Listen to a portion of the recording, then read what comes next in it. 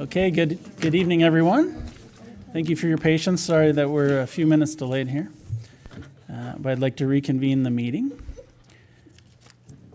I would like to welcome you to the Coeur d'Alene School District 271 Board Meeting for June 5th, 2017. Would the gentlemen please remove their hats and everyone please stand for the Pledge of Allegiance. I pledge allegiance to the flag of the United States of America and to the republic for which it stands, one nation, under God, indivisible, with liberty and justice for all.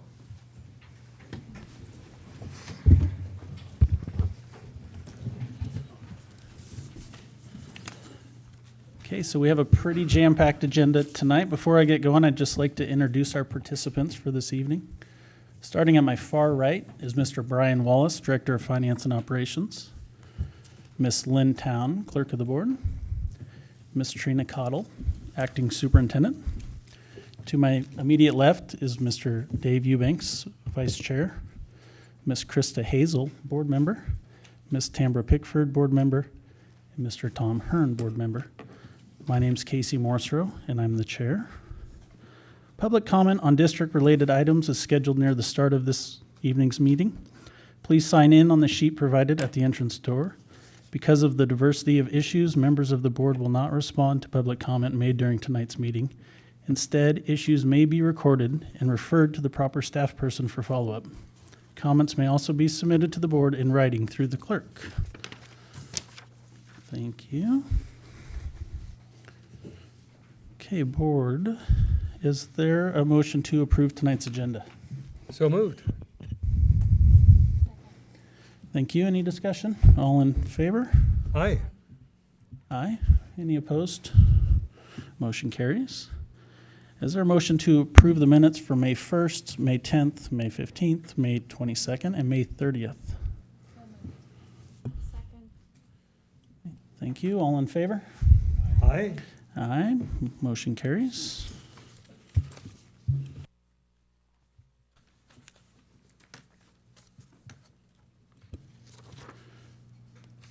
Okay, for board recognition, I'm going to start with one that's not on tonight's agenda. And Miss Hazel, I'd like to ask you to meet me up front here. I know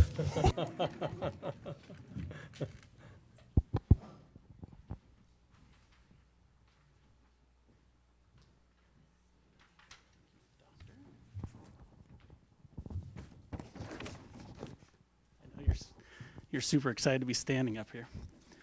Yes. So on behalf of the school board and School District 271, I'm pleased to present this gift to Miss Hazel. Tonight is her last official board meeting with the district. Her term's up June 30th. She did a bigger happy dance earlier, but so inside here, this is what it says. Presented to Krista Hazel, School Board Trustee for Zone 1, with appreciation for timeless service and dedication to the students and staff of Coeur d'Alene School District from July 1st, 2013 to June 30th, 2017. Please join me in thanking her for her service.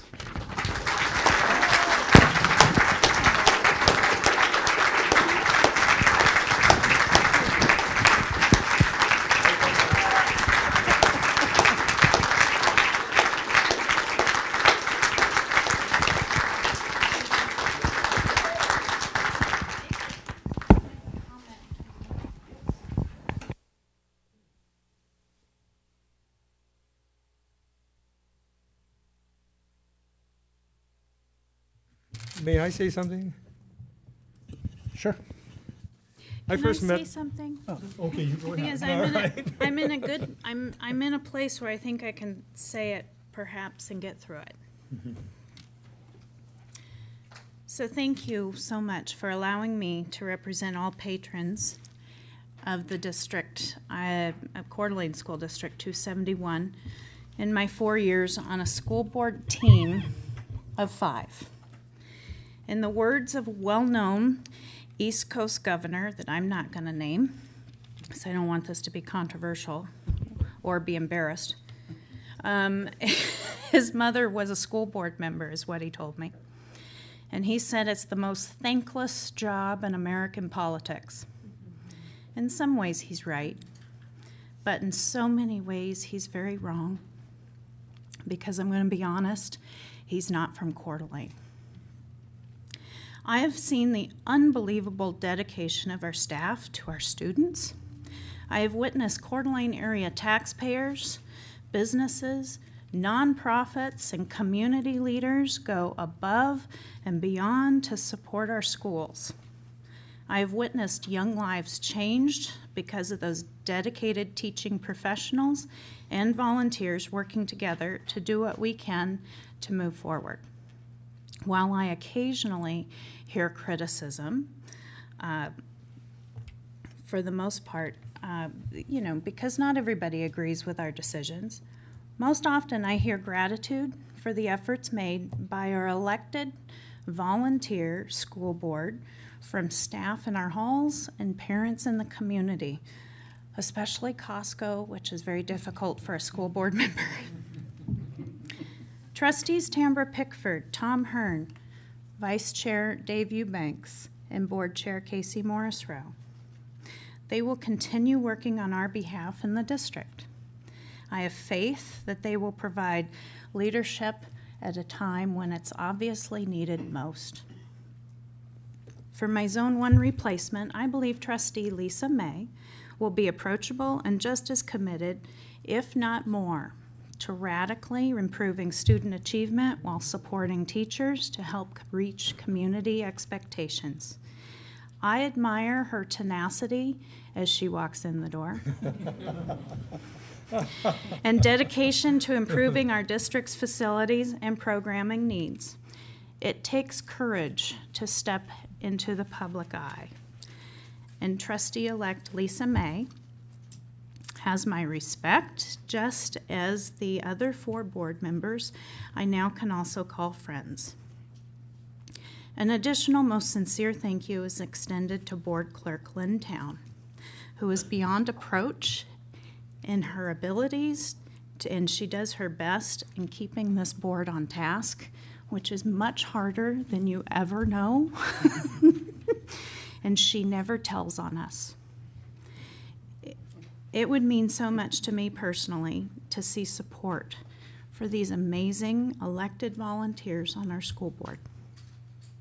There's going to be some expansion in facilities, improvement in academic rigor, and a close review of our hiring practices in the coming months. Additionally, the ship will need the perfect captain to navigate us to smoother waters. The task before our board is truly monumental. The board needs to know they have our trust, but they also need to feel comfortable enough to ask the public for their opinions, especially when they're needed and sometimes when they're not. This relationship can start now by wishing this board well. I wish them the best in the coming 4 years. Thank you so much for the opportunity to serve and entrusting me with your children and your tax dollars. Much has been accomplished in these last 4 years, and I cannot wait to see what happens in the next 4. So thank you so very much.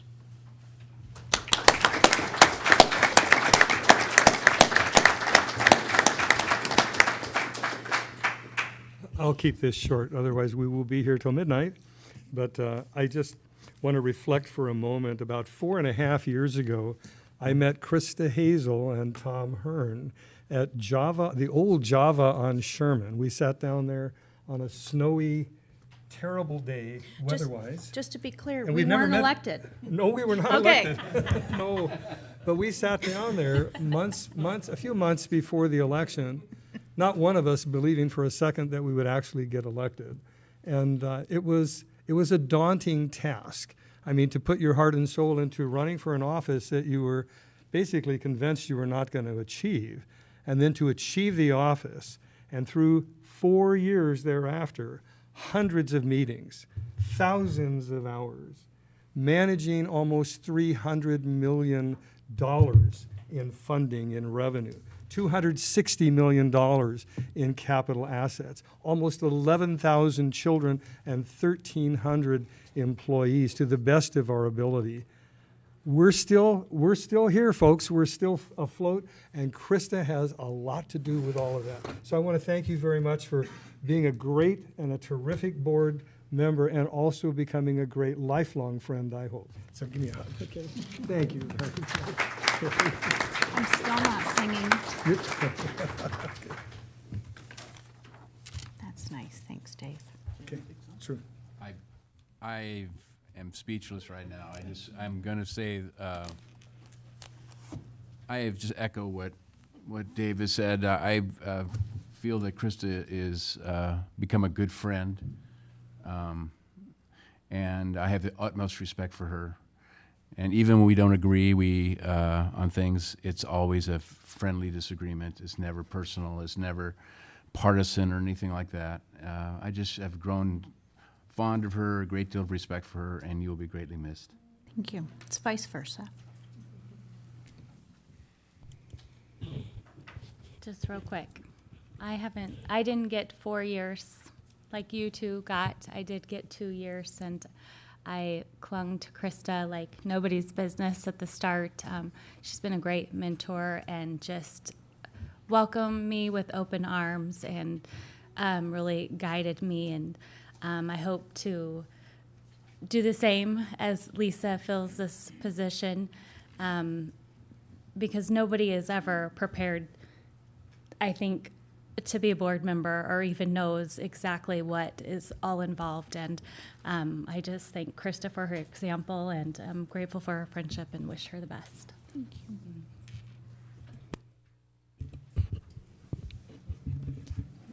Okay, well, thank you, Krista.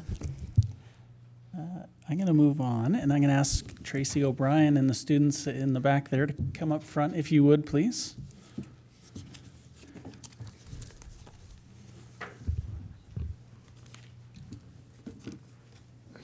Just come up right Skyway Eagles. and look that way, so you're on TV.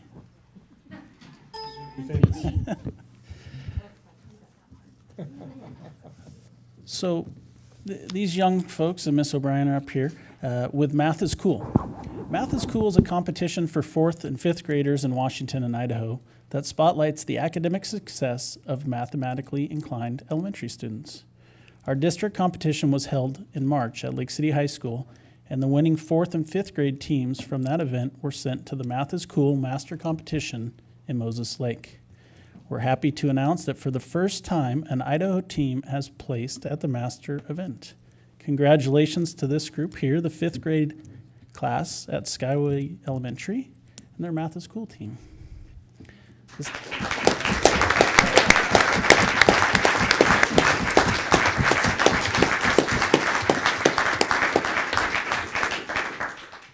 This team was led by ALP teacher Tracy O'Brien and took second place at the Masters competition. They competed against 64 of the top schools across the Northwest. Congratulations. Thank you.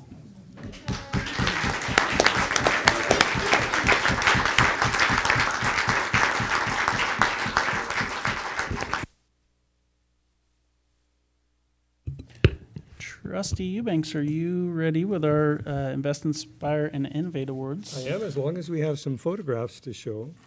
Hey, each month our district, in partnership with Panhandle Kiwanis and the Coeur d'Alene Education Partnership, honors 3 terrific educators with Invest, Inspire, and Innovate Awards. These awards are given to teachers who are exemplary in so many ways, including providing an exciting and nurturing classroom environment for their students, going the extra mile to promote academic achievement, and providing a caring, positive role model for our kids and our community. As this school year comes to an end, our final award recipients are as follows on the screen up there. We have Kristen, and I'm not sure how to say her last name. Okay. 5th grade teacher at Bryan Elementary School, and we really appreciate all that she does for kids. And she's an April Invest, Inspire, and Innovate Award winner. And next we have a May Award winner, Jennifer LeBou, 1st grade teacher at Skyway Elementary, and all those things I just said are true there as well. And next we have for May 2017, Nicole Roth, 6th grade teacher extraordinaire at Canfield Middle School. And I don't know if there are any more. Here's another one. This is a family and consumer teacher at Venture High School. Angie Beck, of course, May 2017, secondary or high school teacher of the month or Invest, Inspire, and Innovate Award winner. Next. Can we give it up for all of them? Thank you.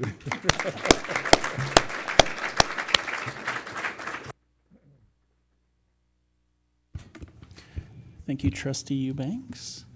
So for our high school student body reports tonight, I'll start with Lake City High School. Ladies, good evening. Board Chair. Can you guys hear me? Hello. Oh, okay. Good evening, esteemed board chair, honorable trustees, and district administration. My name is Val Lago Sosa, and I am the new ASB president for the 2017-2018 school year. With me is ASB Secretary Taylor Pickford, and unfortunately, our ASB Vice President Kira Simpson and ASB Treasurer Peyton Barber could not make it tonight. We are honored and excited to be representing our school at this meeting for the first time tonight. Spring has been a busy and productive for our school with many things to celebrate in the last few weeks. Our girls softball team took second place at the state tournament, and our boys lacrosse team took first place. We also had 2 state champions in track, Alex Ayers in the 300 hurdles and Emily Hernandez in shot put. Lake City was also honored by the IHSAA with the Award of Excellence, which recognizes sportsmanship and citizenship in athletics throughout the year. We are excited to receive this award and very proud of our coaches and athletes who represented our school with such pride in class. End of the year preparations and festivities are also in full swing at Lake City this week.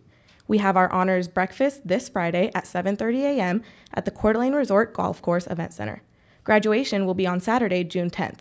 And parking is notoriously difficult, so families and guests are recommended to arrive as early as possible.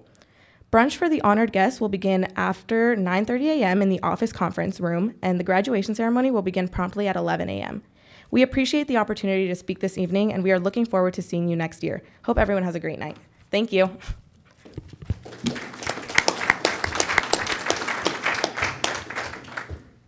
Thank you. Is anyone from Venture here tonight? Okay, how about K-Tech?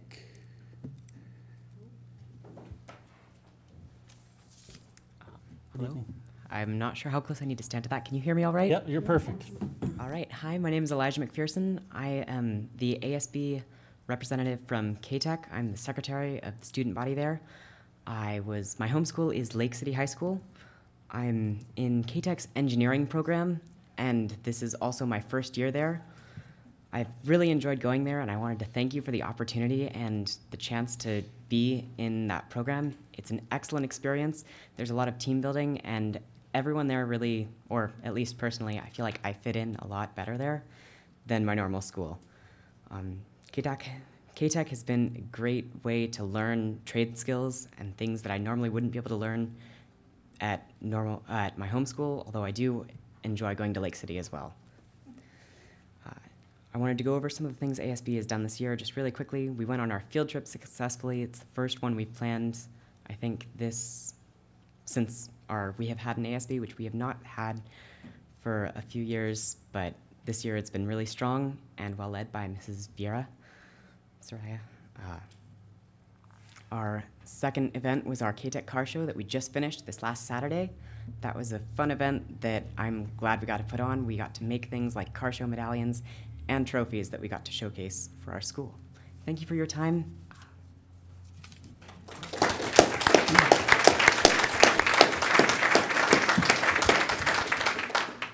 Thank you. Coeur d'Alene High School.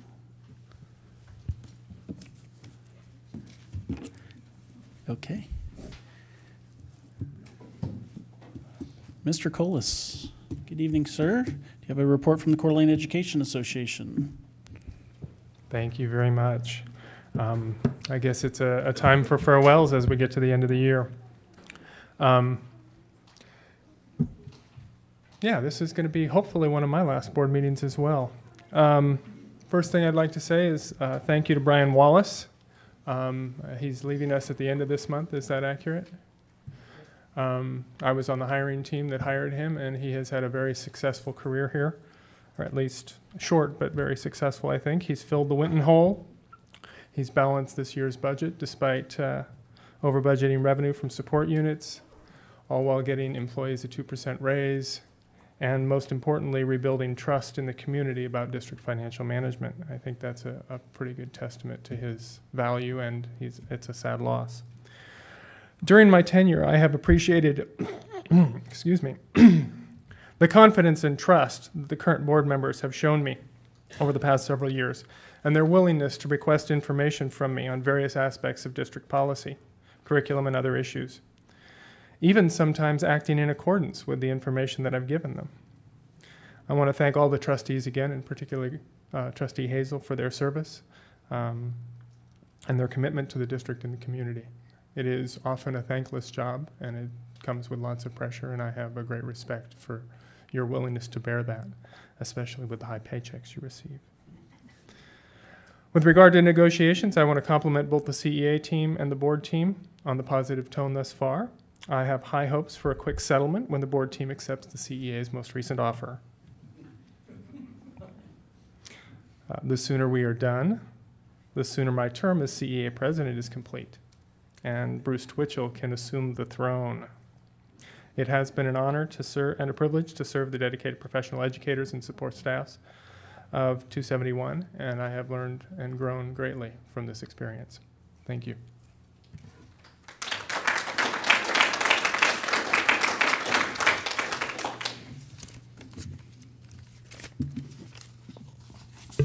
Thank you, Mr. Colas. Short and sweet this week, or this month, thank you. So now's our time for public comment. I'd like to remind the public that while this is a meeting of the Board of Trustees that takes place in public, it is not a meeting with the public. This is a meeting of the board to conduct district business. The board does allow some limited public comment on district-related items. Those wishing to address the board during the public comment period are limited to one comment, not to exceed 3 minutes. If you have additional comments that you would like to present to the board, you may provide those comments in writing to the clerk of the board, Lynn Town. Ms. Town will ensure that the board members receive the additional commentary. Please keep in mind that the board members will not respond to public comment. If I determine that an individual statement is too lengthy, personally directed, abusive, or repetitive, I may terminate that speaker's privilege to address the board. First up, Rick Jones.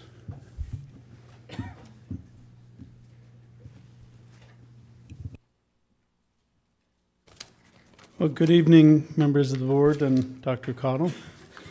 Got a couple of concerns that I'd like to share with you on behalf of all of your certificated staff, if not additional people.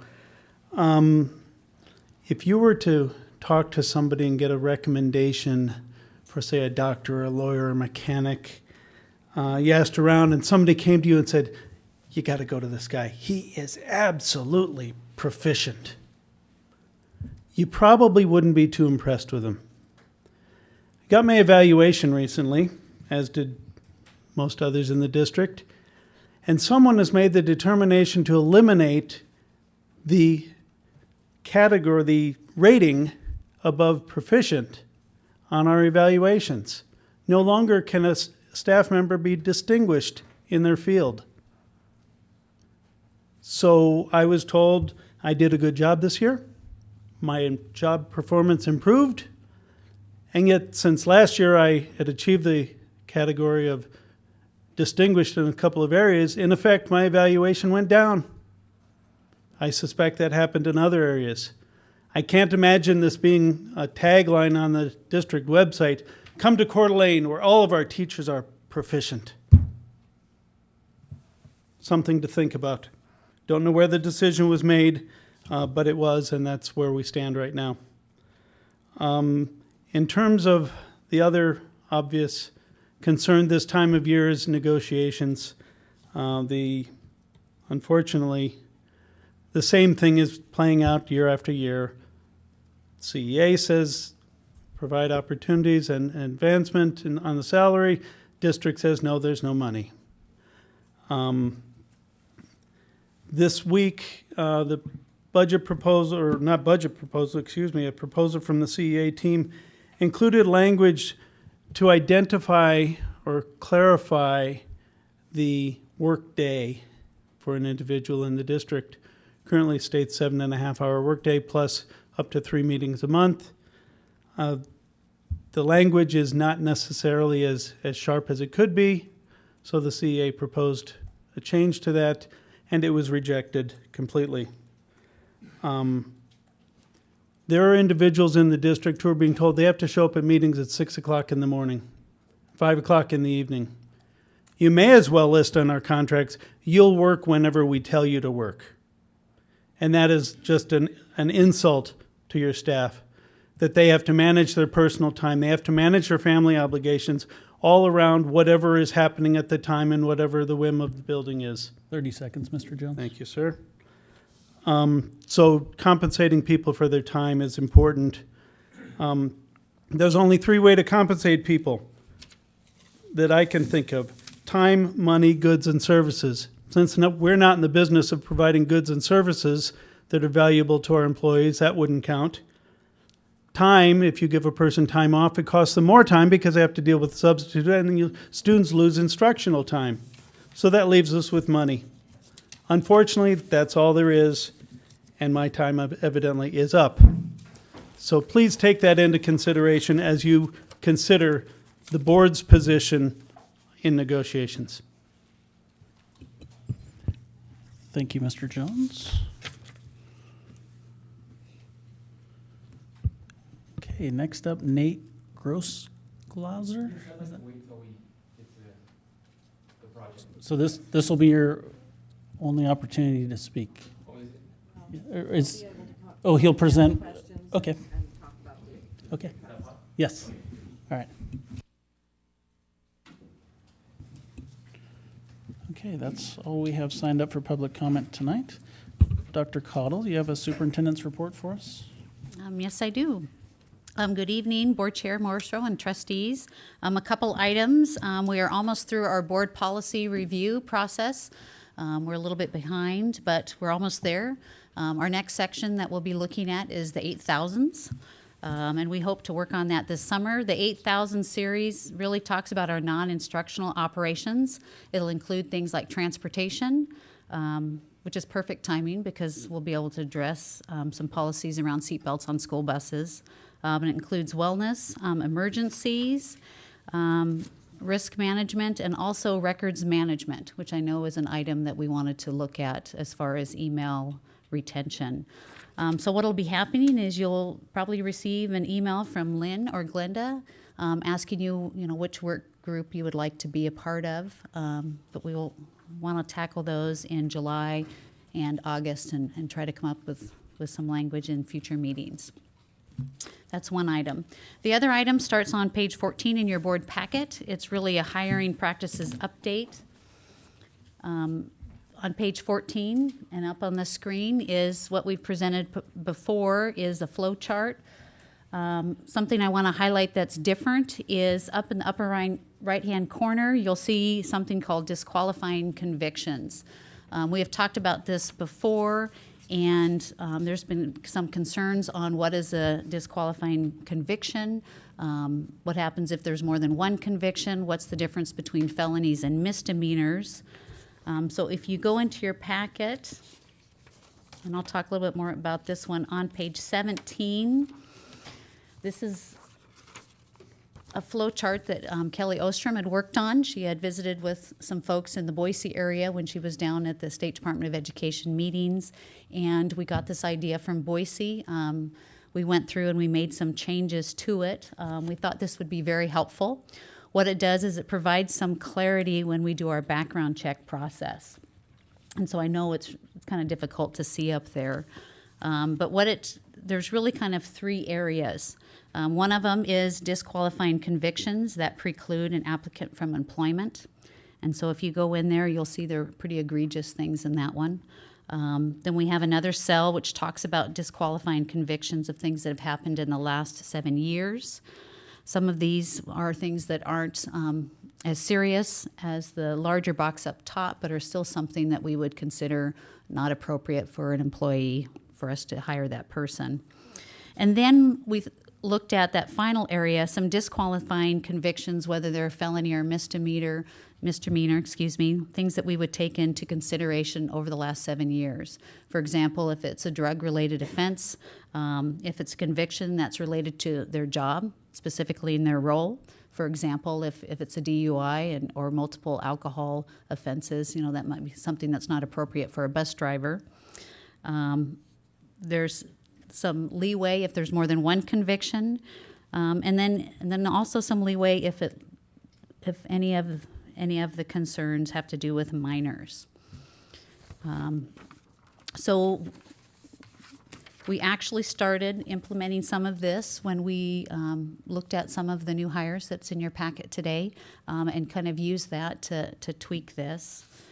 You will also see in your packet a memo from Kelly Ostrom to me that talks about the live scan cross-match fingerprinting. And so we are going to move forward and purchase the live scan. We feel this will provide us timely feedback with fingerprinting. We should get results in about 1 to 2 weeks. There is a cost. It's a little under $9,000, but if we apply a fee to when we use this fingerprinting, then we should be able to recoup the cost. There is some information in your packet, too, about different background search companies that we could use. At this time, I think what we would like to do is wait until November. We would like to implement our 2 new flow charts, start using the live scan fingerprint, see what information that gives us, and then reassess in November if we want to go through and hire one of these companies. These other companies end up being about $35 per person per search, and it can get quite expensive.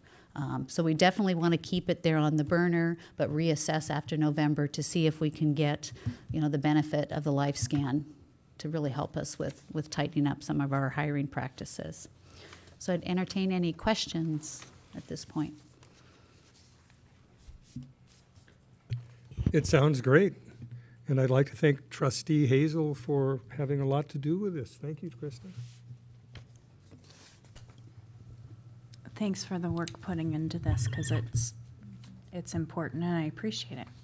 So thank you, and I look forward to seeing how this evolves. So it's I'd like to exciting. thank you as well. I think the discussion on the disqualifying convictions, I think that was really helpful, that we needed to provide some clarity. And I think as we were kind of working through some of our recent hirings, it was nice to have, something that was a little more specific in guiding us through those decisions.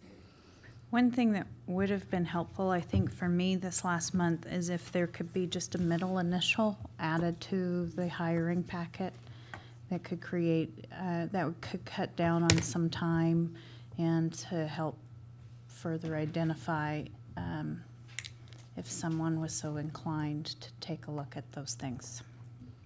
We can certainly do that. It does make a difference. It does.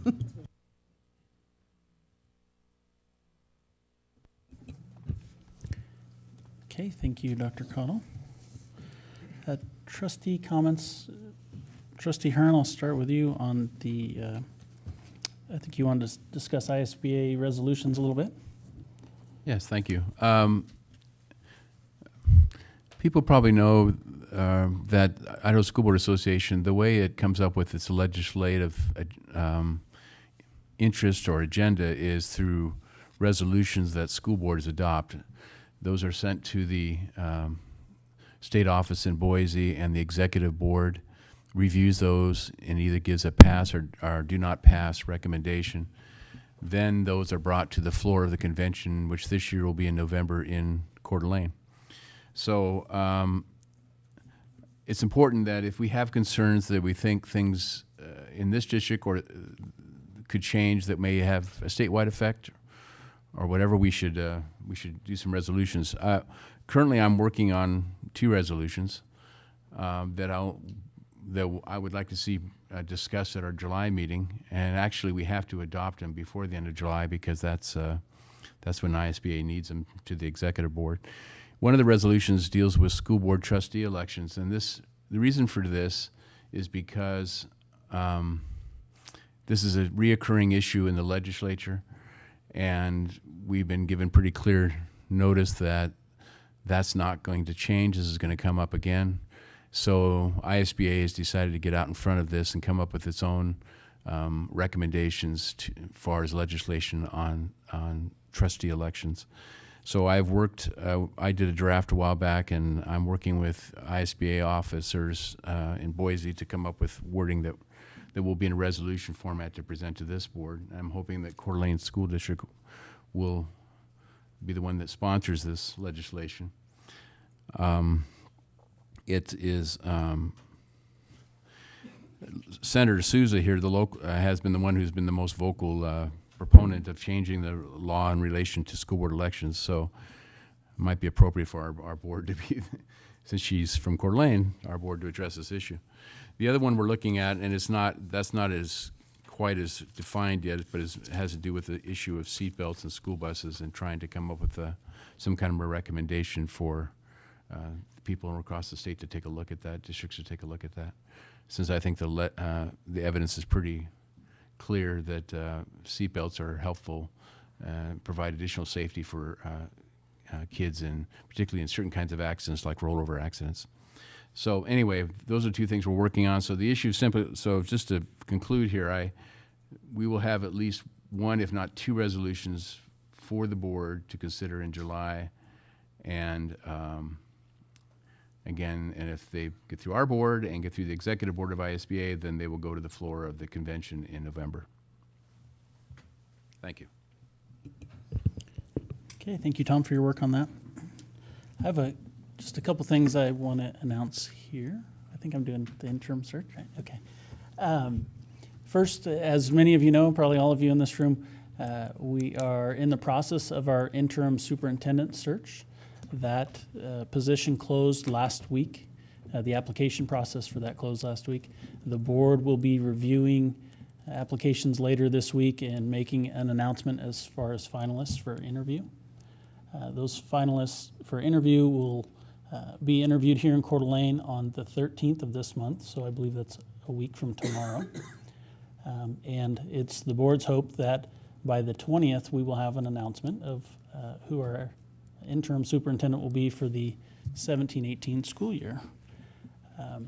We'll also later in just shortly, I guess, we'll be approving a contract with a search firm that will aid the board and the district and the community in our search for our permanent superintendent.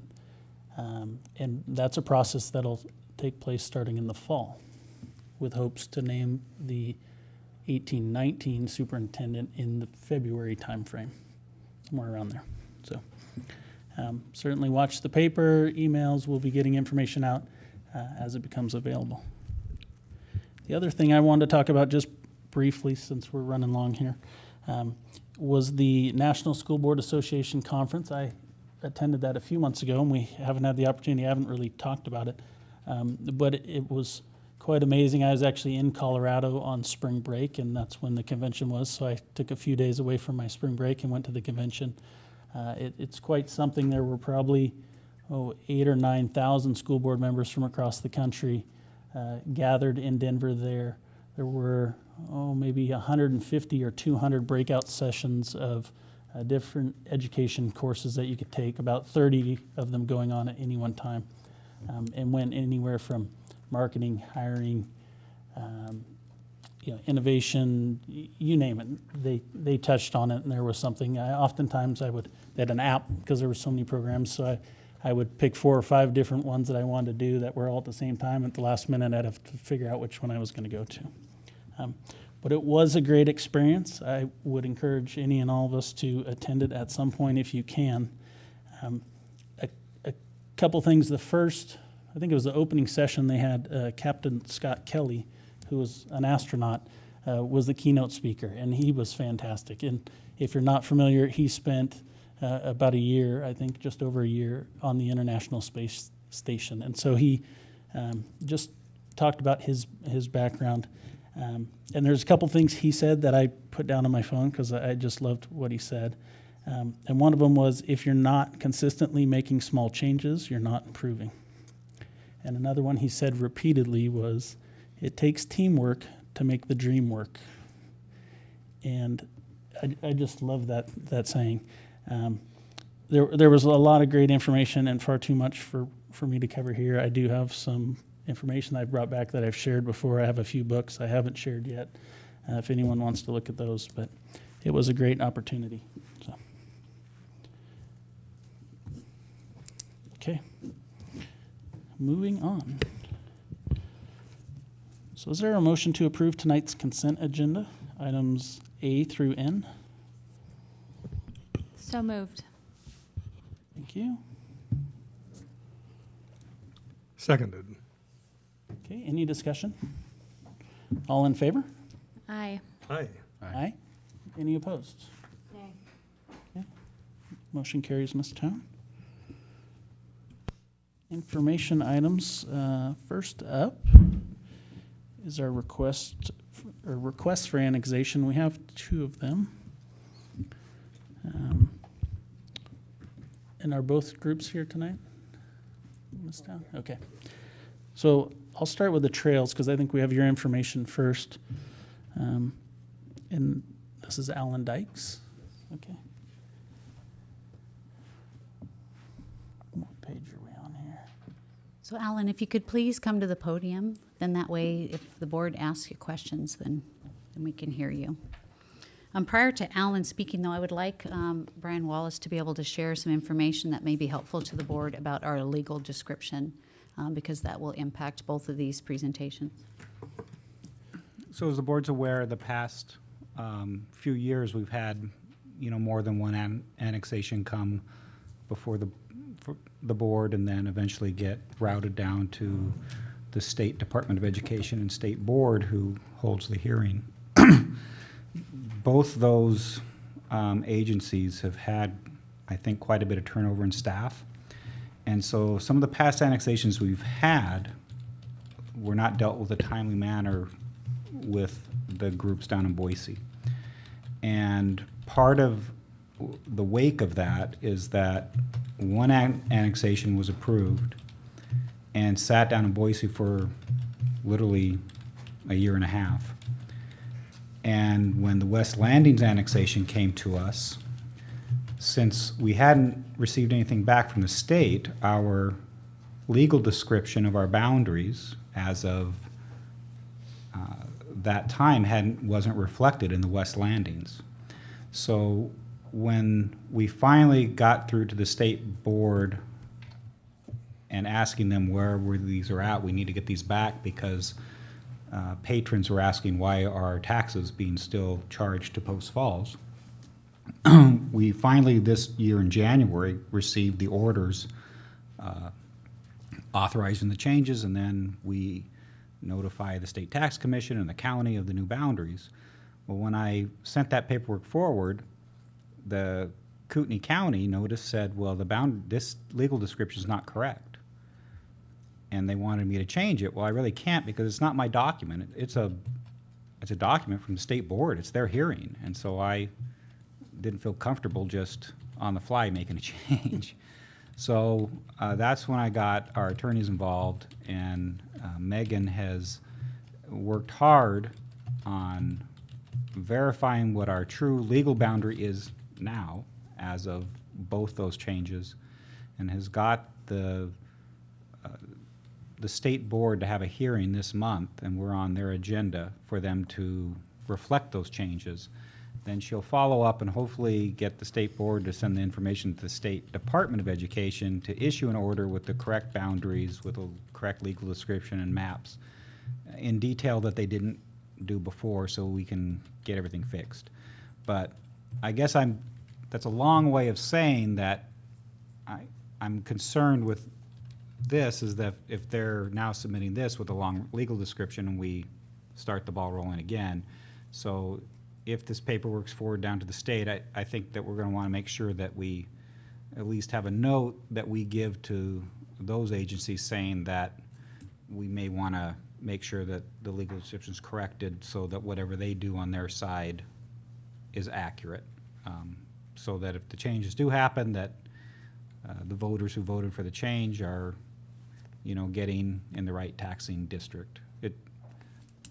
little more complicated and harder than it probably has to be, but that's sort of what happened the past couple years.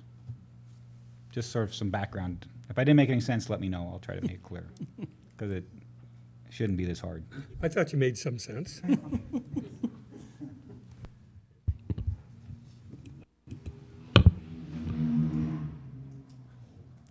Okay, so,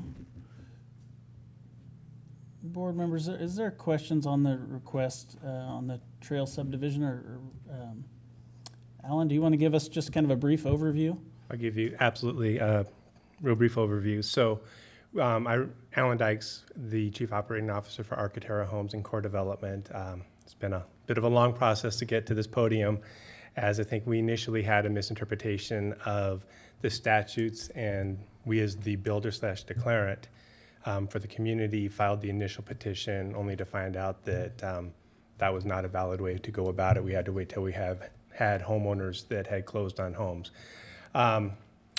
So we represent, if you look where it says District 273, that big block, that is just south of the landings, just west of Hawks Nest. The existing Post Falls Coeur d'Alene School District line is the pink line. The green line, which goes down Hutter and then across where Hanley will be, represents the city of Coeur d'Alene. Subdivision's 470 homes when we build it out.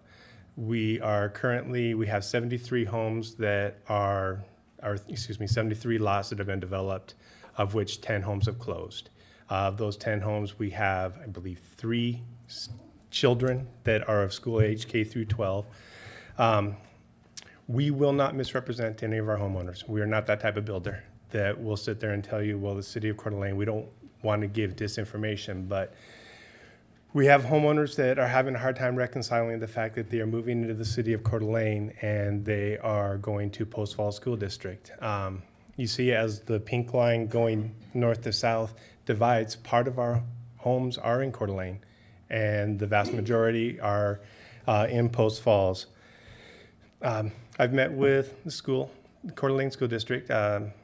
Matt, before he left, met with Post Falls School District. I will tell you that the superintendent at Post Falls said that they, again, are most likely not going to oppose, as to them it makes sense when we're looking at a small number of homeowners.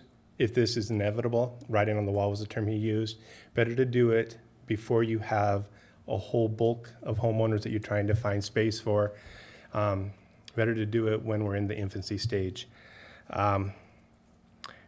Looking at this and being very aggressive with our numbers, we're not selling 40 homes a year, but even if we were to hit that type of velocity in sales and using, which our numbers in there are about 20% of our homeowners, we're a little bit higher price point, but about 20% of our homeowners have children. And if we factor 2 kids per household, 20%, we're looking at 16 kids, K through 12, that would be potentially going into the school district, Coeur d'Alene School District each year. Again, that's going with numbers that we're trying to be fair, that are more than we've realized. To us, it makes sense. We are, the area to the north was approved, and Brian had referred to it. The landings had been approved, it hasn't been finalized. Hawks Nest is Coeur d'Alene, and we're this little pocket that, while we're in the city of Coeur d'Alene, are still Post Falls School District. I'm going to ramble, so I guess I should leave it up to you guys if you have questions for me. Okay, board members, any questions? Could you remind me how many acres are here and how many homes you hope to build? I was looking for the information as far as the acreage. I don't know that off the top of my head. 470 homes are currently platted for this subdivision. We've got a 10-acre park that is if you look down in the bottom right-hand corner, there is a triangle that will be a city park, City of Coeur d'Alene Park, that we've already agreed to give to the City of Coeur d'Alene.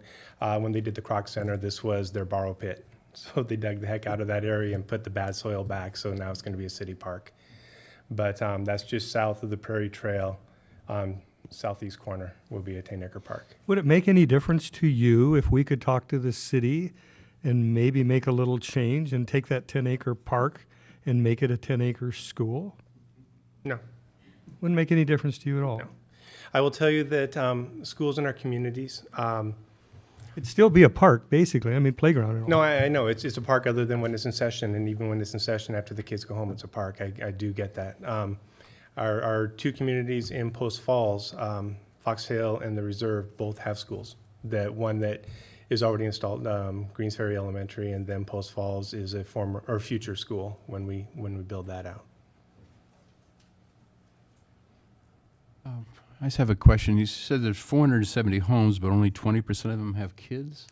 No, what I was saying, Or will have kids? we're projecting. Projecting. So right now, Is this retirement area then? I mean, that seems like not very many kids for a, many of our homeowners, we're averaging probably just a little bit of 400,000 for the price point. And so in this subdivision, we've had more retirees that have been coming in. If I look at right now I have 10 homes that have closed.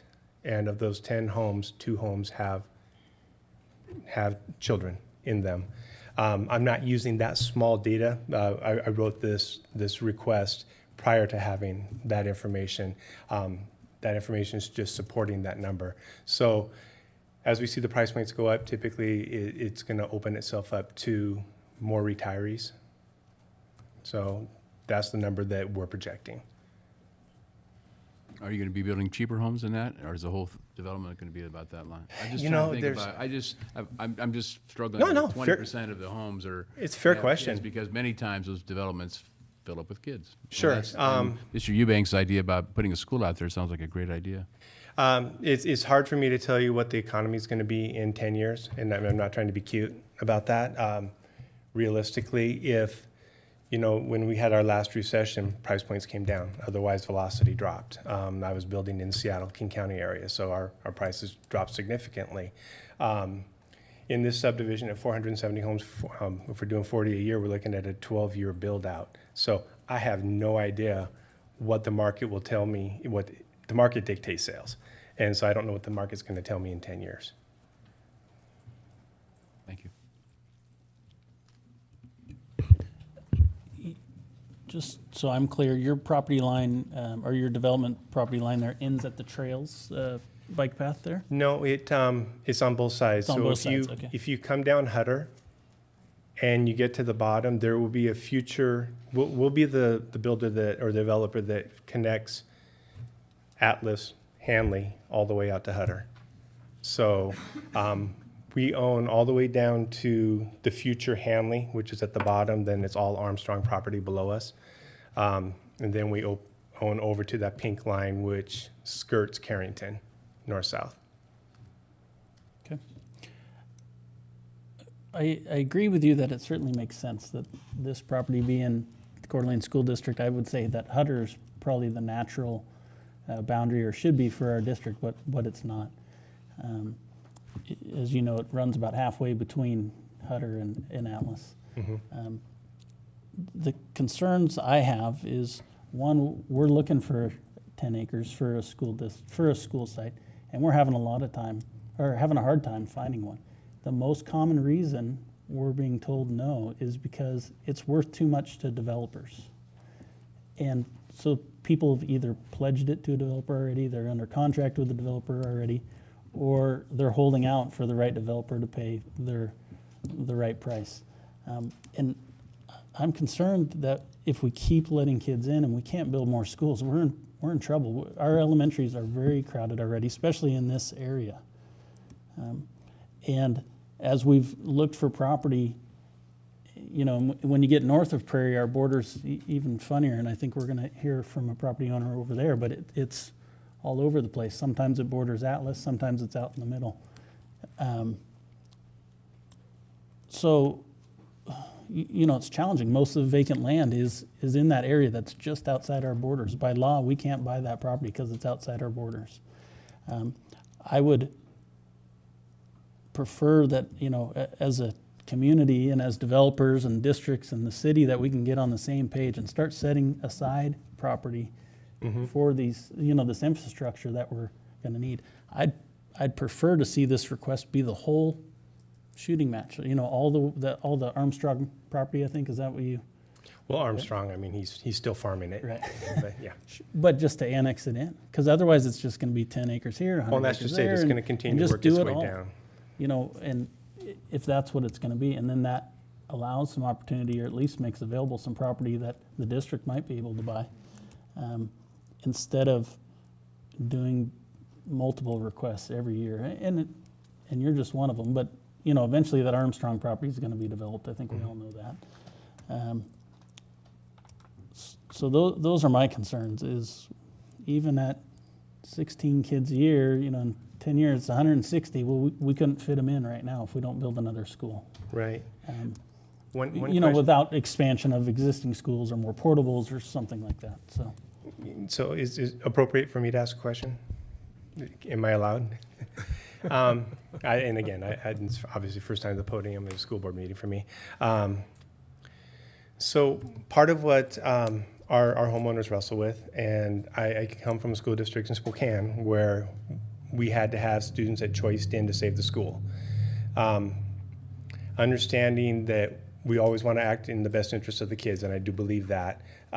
We can't just displace them because somebody else has come in and wants to take that. But I ask that from the standpoint of, as we start to see growth and more of the city of Coeur d'Alene building out, where we have more kids that are within the city, will there be a relaxation on the choicing in from out of district that would allow future capacity? Does that make sense? It does. With elementary, I'll just answer your question, I guess. Sure. We were allowing out-of-district transfers in elementary last year. We put an end to that process just because of our crowding. We could no longer accommodate them without hardship on our own student population. Okay. And so that's why the decision was made to, if you will, at the elementary level at least, close the borders for any new entries into our district. Certainly if there was capacity, then it makes sense. But we're at a Right. point right now we don't have capacity. So it doesn't make sense. At secondary, we still have room, and so we do allow out-of-district transfers at the secondary level currently. Now that can change. You know, boards change, circumstances change. I know people probably don't want to bet on that. Go ahead. Could I chime in here? I'd like to get back to the park. Yeah, the reason you have to put a park in this development is because the city of Coeur d'Alene is enforcing that, correct? Correct. Yeah, so we need to talk to the city of Coeur d'Alene, right? Yes. Because you don't really care whether it's a park or a school. So when you develop, and I mean no disrespect if I'm saying something that's too elementary, but when you get approval to develop a community, there are certain conditions that the city will put on that community. 10-acre park would be a condition. Future school schools, land for a school zone. So you don't get approval. So it becomes part of the economics when you're determining, does this community pencil? How many homes can we sell? What's the price? And does it pencil? So that 10 acres is allocated to the city for a park. I mean, and that was a condition they placed on it. This is very intriguing. Unfortunately, we're not allowed that, a seat at that table, and we don't have Right. the authority to require something like that they do in other states. Ms. Hazel, I see you with a. Yeah, I, in my experience, when you're setting aside acreage for a school in a developing neighborhood, that actually brings people in. For example, I can use my own example as the anecdote, but I'm not the end-all be-all. There are several in my neighborhood. We purchased our home a few blocks away of where it was supposed to be an elementary school. When my youngest was a baby, she is now entering her freshman year of high school. We now no longer own that piece of property, and it's being built out in an area where we've already decided that probably wasn't our growing area, but I see that there's some land there. It's not in the right place. So, looking at it from a business perspective only as a loss, as opposed to a magnet tool for accelerated growth, I think I think it should be considered. So that's my 2 cents on that. And I will tell you from a marketability of a community, there are going to be those that are going to covet a school district or school within the community, and then there are going to be those that have run the gamut. They would, whether they're retirees or not, they may not want to be by a school. So there are some that are definitely going to see where it's an asset within the community. I can't be responsible for those who hate kids, but I'm not one of them. No, but I just know that in one of our communities, we have those who bought on the back street. They may not remember the charms that those kids have. So, board, if there's no other questions, I think we'll handle these separately because they're separate. This is for information and action, and what we'd be acting on would be a vote to recommend or not recommend. That goes on to the state board. If you remember, the state board in these circumstances will take our recommendation. They'll take the exiting district, which would be Post Falls in this case, their recommendation, and then that board makes their own determination. If the state board approves this process, then they get to have a public vote, and then the voter has to approve that lives within the affected area. So I believe it's the 10 or so homeowners, if they're registered to vote there, they would vote whether the 470 lots annex in or not. So if there's no other questions. Well, my only question really was, last time we did this, we voted in favor of that, and the school board, was Lakeland School District, I believe, rejected our annexation, right? So, which I've heard is that Post Falls has already, at least the superintendent has said he had no problem with it, right? What he said was that he sees it as inevitable, the writing on the wall, so it would make more sense for him to do it now, not oppose it, versus when it was built out and he had to explain to his constituents that 470 homes are now leaving versus 10. What Post Falls did on the East Landings is they had a vote of neutral, or they chose to take no position. Is what they did last time. Didn't we have one that Lakeland rejected? We did, yeah. Right. And we were a 3-2 vote on that last one in this district. I think that was a Viking project.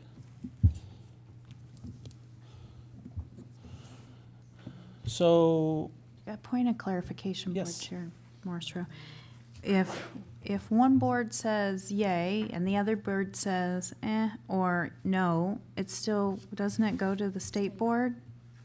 even Yes. if we both say no, it goes to the state board. If we both say yes, it goes to the state board. If one says yes and one says no, it goes Correct. to the state board. Ultimately, Right. Ultimately, state- regardless of it what goes we to say? the state board hearing. I think they take in consideration the interests or desires of the local board, but they could overrule both. So both could say yes and they could say no, or both could say no and the state board could say yes, the exact opposite, depending on how that hearing went. The ultimate authority to take it to the vote is the state board.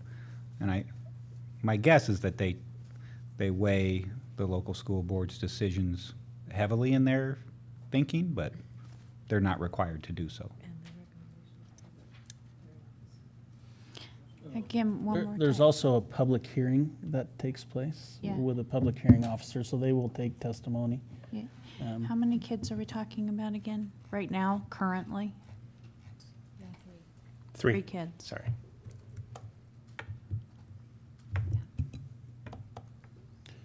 So the action would be. With a 12-year build-out, Projected. potentially? Potentially. Unless, say, you have a school that draws them in 8 years, you're complete? We can only build them so fast, Okay. candidly. Well, that's a different problem. That's a our good problem. problem. That's Okay. not your problem, that's ours. I mean, at build out with this 20%, so 20% of 470, let's call it 90 homes would have 2 kids. So you're looking at about 180 kids based on their projections. We need another school. How does that affect FTE?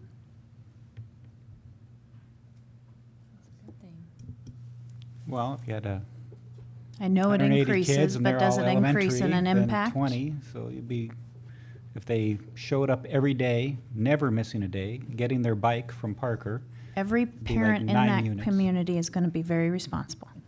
'Cause they like kids. in 12 years, you have another 9 units, it looks like, elementary. Okay.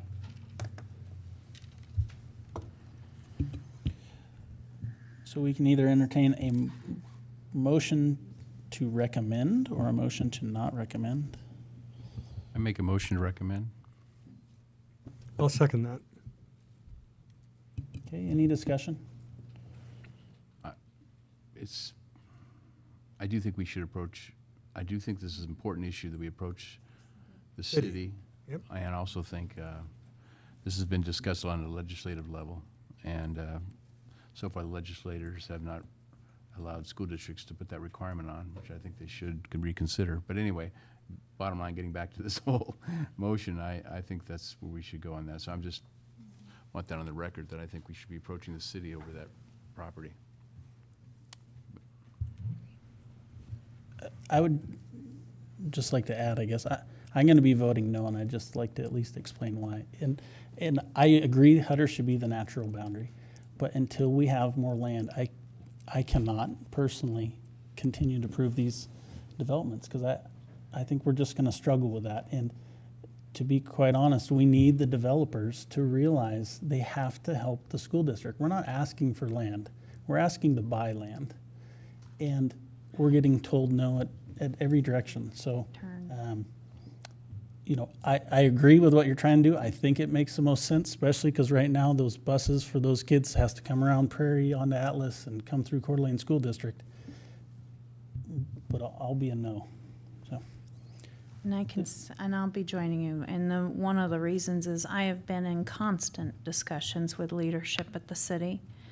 I have had some very difficult conversations with families that are outside this district that want to come to this district. I don't blame them.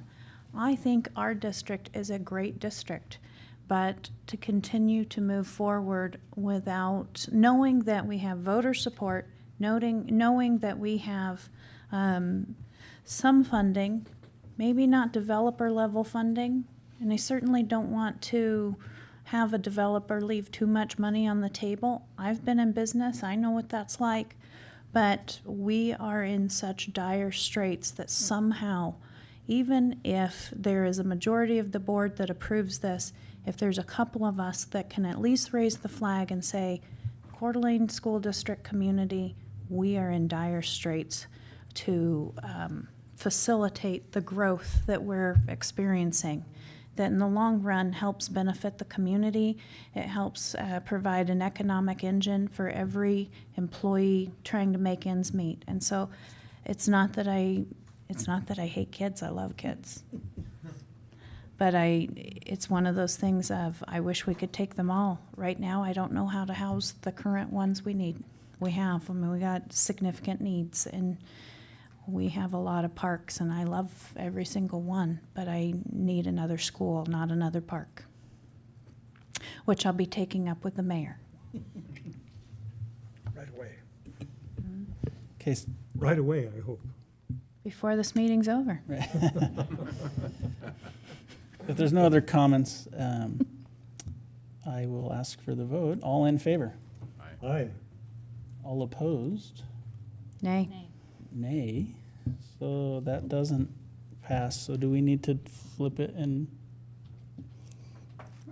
do we need to vote not to recommend then? Or is that, or is it okay that the action was that it failed? Okay. But they still can move forward to the state level.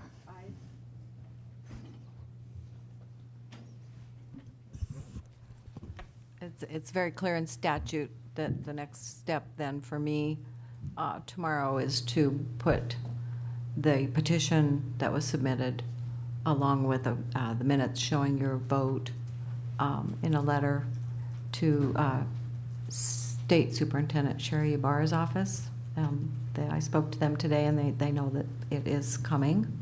Mm-hmm. And at that point, they do what they're going to do. But that's how I will state it, that the motion to recommend failed.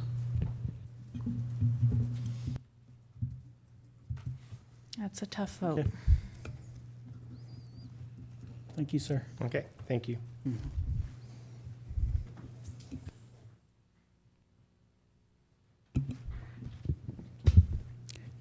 Nate, good evening. We're going to hear from you on another project here, I believe. Good evening. My name is Nate Grossglauser. Nate, what? Would you like me to present? Yes, so let me just pull up what page we're at in here, board. 183 is what it is. 183, trustee Hearn? Map, I think we're talking about. Yes, yeah, we'll pick it up. So you just want to tell us a little bit about your project here, Nate? Sure. So my project is a very, very small project in the scheme of things. There'll be 17 new lots. It's called Giovanni Estates. As you can see, that map makes it hard to see. It's the parcel just south of Family Dreams Estates, approximately 5 acres. You can see it there, yeah, right outside the school district. We are on 3 sides. It's Coeur d'Alene School District already. Atlas is about 700 feet away. I have a 5-year-old daughter will be going into kindergarten that lives with us at the property right there, 9055 Atlas. It's, again, a very small project. I feel like it makes perfect sense. And the only property touching or adjacent to our current project that is not in the Coeur d'Alene School District is a single-family home on 5 acres, and they all homeschool their children, so that's not an issue for them. But I would like, my daughter and all the future children and neighbors and friends to all go to the same school. Okay, any questions for Mr. Grossglauser? Is Well, that my correct? question, Mr. Wallace, isn't this similar to the one that was rejected last year? I have no idea. The same area, if I recall. It's in the same area of the one that I think the Coeur d'Alene Board We passed. said passed or gave a yes recommendation, and the Lakeland Board had a no recommendation. But it's still, so the recommendations from the 2 boards differed, but that information, as Ms. Town said, was forwarded down to the State Department of Education, and they have yet to move forward with that at their level, but it's in the works, as I understand. But yeah, it's very, very similar area. And Right, the previous parcels, see the 5-acre chunk that has kind of Vanna White's going to go up and point for us.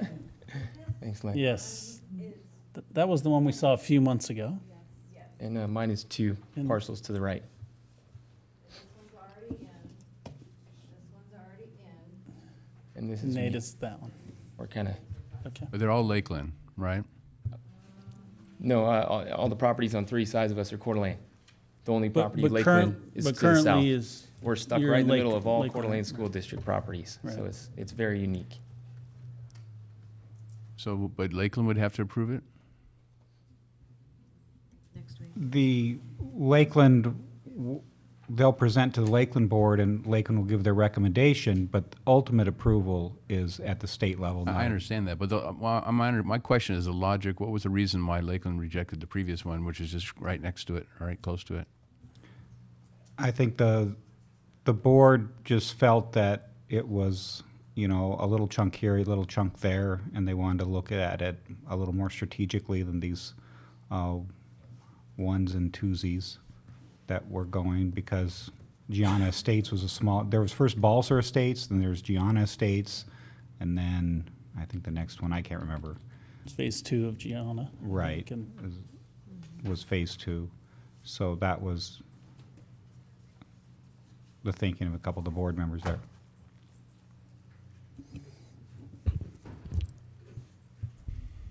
Okay. So they wanted a larger annexation or no annexation or something, right? I mean, you said it was too piecemeal for them, is that what you're saying? Yeah, I can't speak for all the board members. I think they were looking at it saying, is the boundaries going to be shifted enough, over the course of time where they lose assessed value over time. And so I think from their perspective, if there was going to be a redrawing of boundaries, they'd like to look at it a little more strategically and say if it makes sense that these lines around, Hayden and Atlas and up in this area are squared off, around Lancaster or something, which might make sense as their land in other parts of our districts where we border, where it would go to Lakeland, so it wasn't just a one-way street. And I think that's the same conversation that Post Falls has had, and that happened previously. I know that one of my predecessors, Steve Briggs, and I saw notes when they had conversations about trying to square up that Hutter line with Post Falls, and had the respective boards, this is 10 years ago, had conversations on how that might work. And some of it was actually, if you go farther south, the Coeur d'Alene Post Falls boundary actually extends farther, Coeur d'Alene extends farther west near the river. And so Post Falls was saying, well, if we're going to square off at Hutter, then we square off at Hutter. That means we get that riverfront property, and the district didn't want to give that up, the Coeur d'Alene district, so that sort of fell apart. So I think it's just the same thing, is that the lines were drawn so many years ago, they really don't make sense now in a way. So it'd be nice that if we redrew them, that you sort of redraw them within the context of the comprehensive plan and where the major arterials are and things like that. It would make sense. So I think that's just the thinking.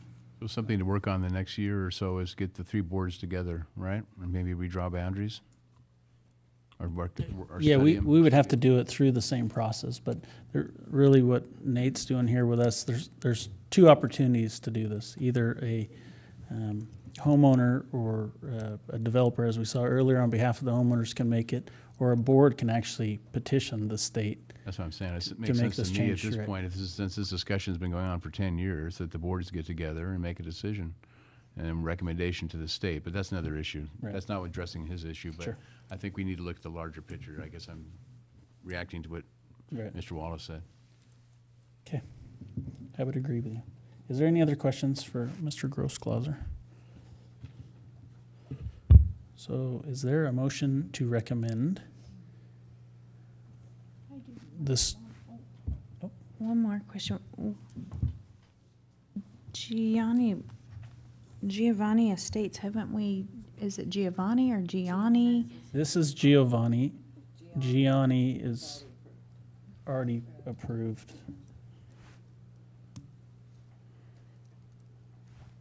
And how close are they? Are they They're- even in the same neighborhood realm? Is this like Del Boca Vista Phase 1, Yes. Phase 2? Yes. They're real close. I mean, this, There's some Seinfeld fans out there. Yeah, I gotcha. Gianna is the other one. Gianna Estates, Up north. the second Okay. portion of Gianna Estates proposed to be built in these two sections. Yeah. Half of it's in Lakeland, half of it's in Coeur d'Alene. Okay. Could you point to where Atlas Elementary is approximately? Do you know where it is there? It's approximately 700 feet to It's- the south. Yeah, a little further south there. It's, Some people can see it outside their bathroom windows. it'd be what I've right on heard. the edge of the map below Lynn. It's right there. Is Atlas? Yeah. It's I measured it, 700 feet. Well, I might get outvoted on this, but it's only 700 feet away from Atlas Elementary School. I can understand the concern, but I understand the concern of Lakeland doing piecemeal, or I understand the concern that was expressed earlier, that we need more property. I think that's been loud and clear. I'd like us to make that issue,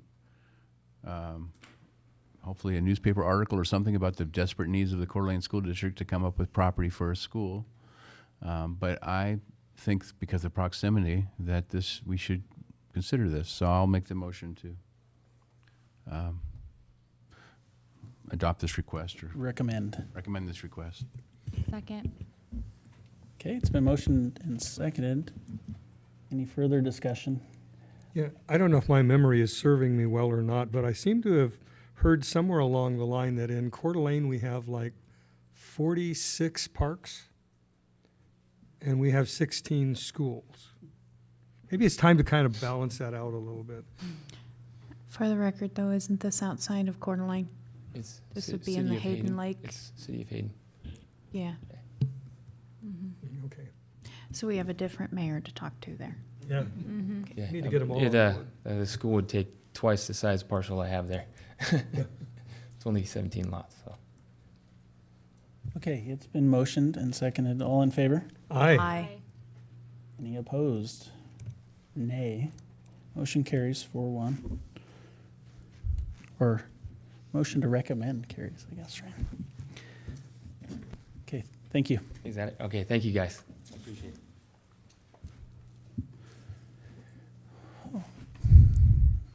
Okay, we've fallen behind here a little bit, so we're going to try to pick it up just a touch. Dr. Cottle and Mr. Rutherford. Sure, and I'll save some time. Obviously, on page 189, there is a memo regarding the name change for Hayden Lake Elementary, and so I will have Principal Bill Rutherford, who is principal of Fernan Elementary, but soon to be principal of Hayden Lake, present what they did and the name that they've arrived at. Perfect. Board Chair Morris Rowe, sorry. Superintendent Cottle, board members. We've gone through quite a process. We've been working since February to find a home and a placement for this new school. We decided that to honor the work that's been done in the past by the other people who worked hard to maybe make this school another magnet school, and those recommendations were focused around an expeditionary school. Expeditionary learning is project-based learning. It builds character in students. Students are hands-on. They get to explore the world through critical thinking, and they're charged to work really hard inside their heads, work cooperatively with other people, and are generally high-achieving students. So we recently put together a group of awesome people. We've had PTA meetings already, PTA meetings without a school, and have had 17 people in attendance. We also started a committee to rename the school. We would love to keep the character of Hayden Lake together, but we're not sure where the school is going to be. Again, that you've just had the conversation about property, and that conversation is a real conversation. We honestly don't know. We don't know if it may be on the same site or maybe someplace where we are able to find property to build in our growth area. For that reason, we tried not to stick with a regional name or a super regional name like Hayden Lake Elementary. We also had some concern from people who live in the city of Hayden Lake that we are naming a school Hayden Lake that's not in the city of Hayden Lake, it's in the city of Hayden. We've had lots of concerns about lots of different things, but I think we build an awesome consensus around the people that really are going to be the shareholders, students, parents, teachers, and me, and of course our superintendent. And with that group of people, we talked and talked and talked about what good learning looks like, and then also the importance of a name. And we know that the importance of naming our school what we do and who we are is important. We want students who go to the school to believe that they are going to someplace that's special, and someplace that really matters, and someplace that has a super strong focus on the work that they do, which is why we chose the names that we did. We came up initially with an unlimited number of names, probably 18 or 20 names, from the Blue Spruce Elementary School to the names that you see on your page. We took a vote from the members, and the names that we came up with, the top 4 names I think you see, the number 1 choice of the group was the Northwest Expedition Academy. And the reason they chose that is because they really believe that this isn't just a regional school, just isn't a local community school. It's a school that's going to be the best school in the Northwest. And for that reason, the focus is on our larger area. You also see some other Idaho Expedition Academy or Kootenai Expedition Academy or Discovery Elementary School. All those are awesome names, and I'm sure maybe you've thought of some other names that you think might be better, and you have the prerogative to say so. So I honor that you gave us the opportunity to meet together, to come up with some ideas and choices to present to you, and those are our choices. Try to keep that brief. And then I would add, the reason it's on here for information and action is just in timing and trying to get our paperwork through to the state and getting the school started. We would hope that the board would be able to take action this evening. Okay, board members, any questions for Mr. Rutherford or Dr. Cottle?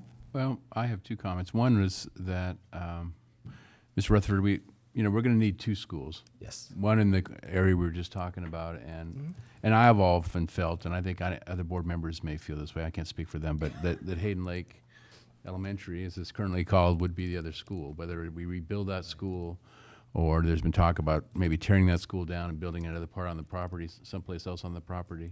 Whatever we do, we have to build, I mean, I think, and so I see that as one. That's my recommendation, but, that's just one of five. The other thing is I've felt that you being the principal of this, and your ideas and your vision and your leadership is going to make this very quickly into a Sorensen kind of school where there's going to be a waiting list of people wanting to get into the school. I have a lot of confidence in you, and I think you were a great choice. And interesting how we've kind of gone back around to the magnet idea also. I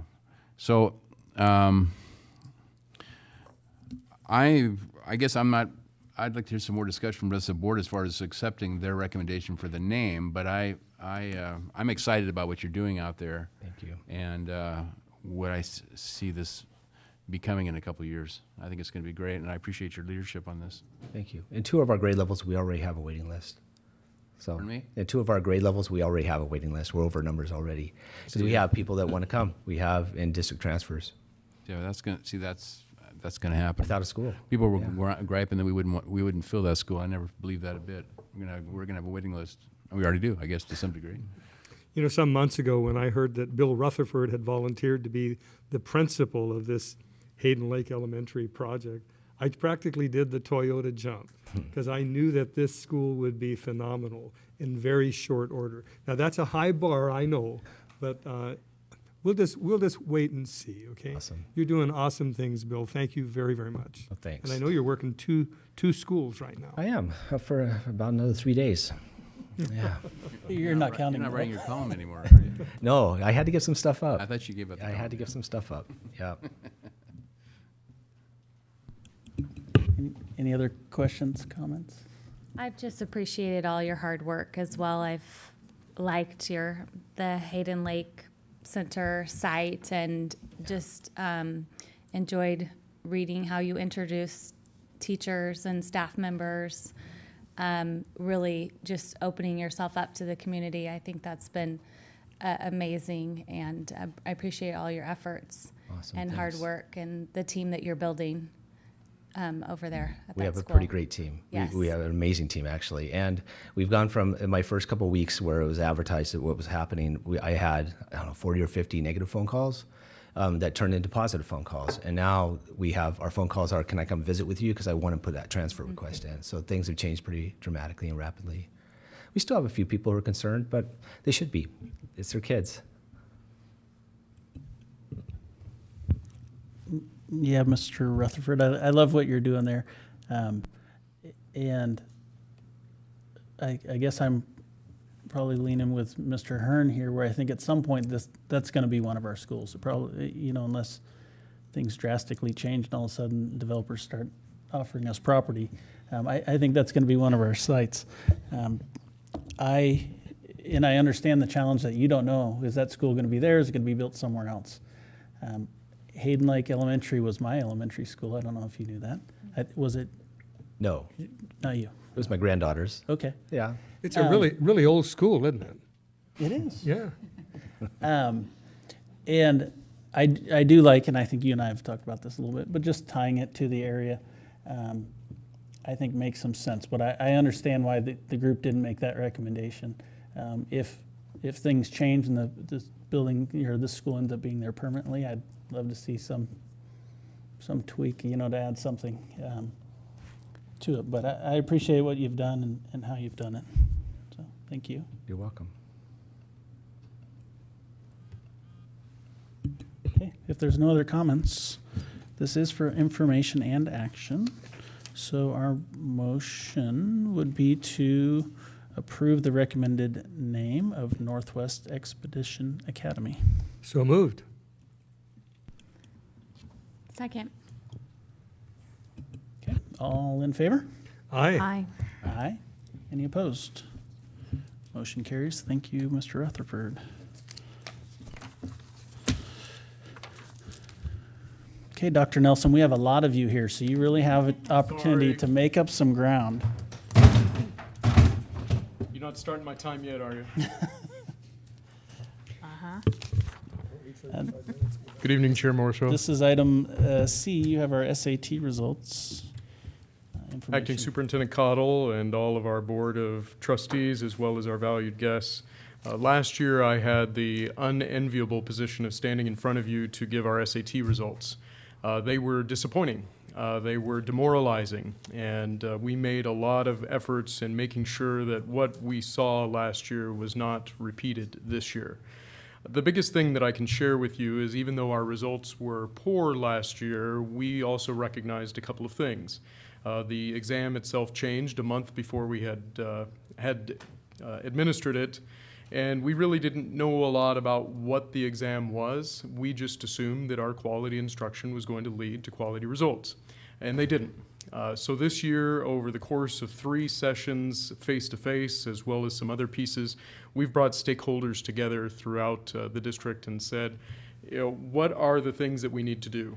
For the first time now, the SAT measures social studies and science abilities. Never before had that been the case, where realia and text exemplars from those content areas were being brought together. The mathematics was reshuffled. It wasn't just this conglomerate view of algebra, geometry. We now saw more calculus and trigonometry in on the SAT before. Now I'm in front of you today to share with you some good news. We did realize a little bit of bump this last year, and here's how it looks. So just a quick little background for you. This was taken by our juniors on an SAT school day.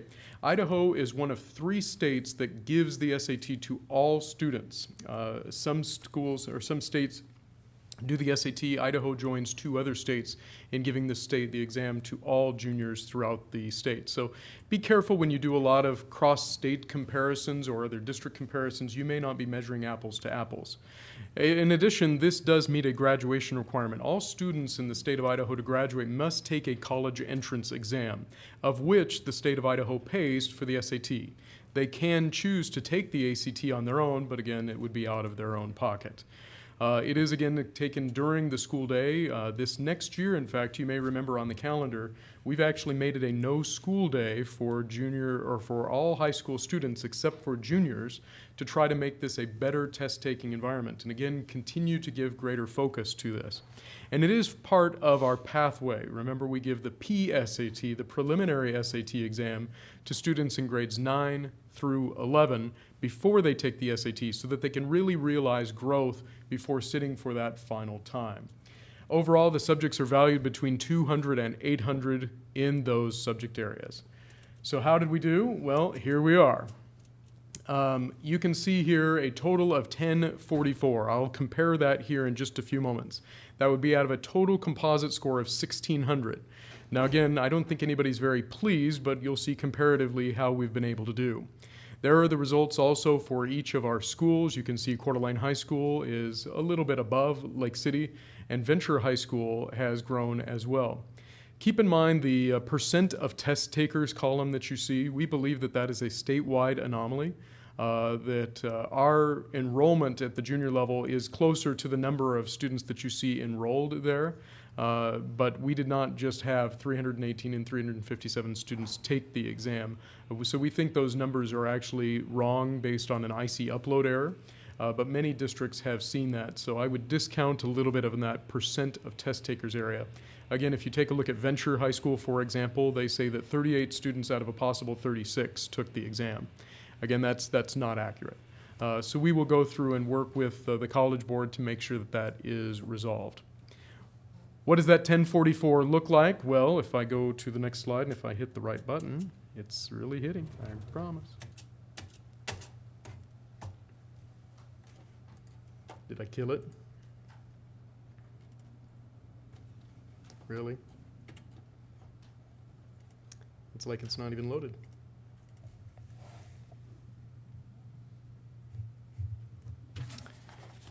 Ain't technology great?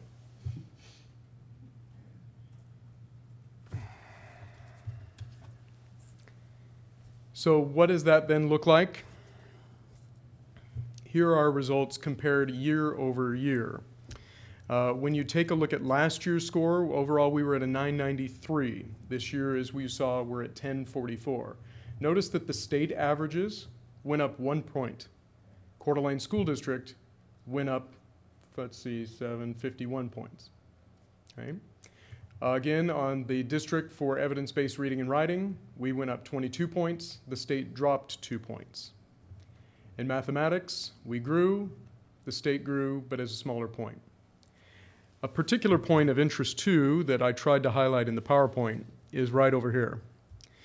A measure that we have to keep in mind is this college and career ready benchmark. This is something arbitrary that the College Board has put out. They say that a particular line in evidence-based reading and writing and or mathematics identifies that a student is going to be able to do collegiate level coursework and get a C or a better. That's their definition. So it's, again, very nebulous. You don't really know that to be the case, but you can see in terms of our district how many students we grew. 9% more met both of the benchmarks. 4% more met evidence-based reading and writing. 12% more grew in mathematics. So we're very pleased that we can see that amount of growth in what we have done so far. In the PowerPoint, I also went through some of our sub-scores, and I'll just kind of leave that up on the screen for you, because I still, again, think that we have a lot of room to grow. We learned a lot from revisiting the SAT this year and realigning our expectations. But you can see even in some of the component scores, which are scored on a 1 to 15 scale, we definitely have some areas that we have to be able to grow upon. Some of our schools are really struggling in some of these areas. And specifically, you can look at this, for example, Standards of English Convention would be an area that we would need to probably do some revisiting with in the coming year. In mathematics, as we take a look at those individual scores here, you can see again where we're at in science and social studies. That's a brand new measure, again scored on an 8 to 38 measure. You can see again Coeur d'Alene High School is the top line, Lake City, Venture, and our overall district average. So we definitely have some things in here, but the one that we have focused on a lot this year is this one, this Passport to Advanced Math. We know that that is the area that we need to grow upon in. We've talked a little bit about it in our math sequence over the last couple of months as well. We need to start moving more and more students to higher levels of mathematics, and we need to be able to find the right pathway to be able to do so. So overall, I'm pleased, but at the same time, I think that nobody is overly ecstatic about it. We will continue our efforts this next year with our SAT summits. We'll continue to dive into these results and make sure that, again, next year we have more optimistic news for you. Questions about our SAT results?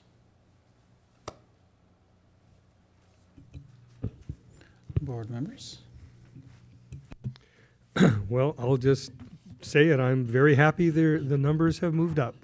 And may you continue, may all of us continue to see the numbers continue all the way up. Okay. We are not done. This is good news. Thank you. The other thing that I can point to, and the PowerPoint would have been great to be able to show it, we have to give a lot of kudos to Venture High School.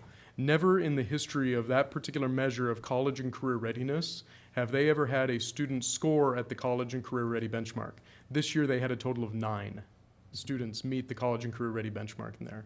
Again, I think these efforts that we are doing are resonating. They are hitting the classroom and the student level.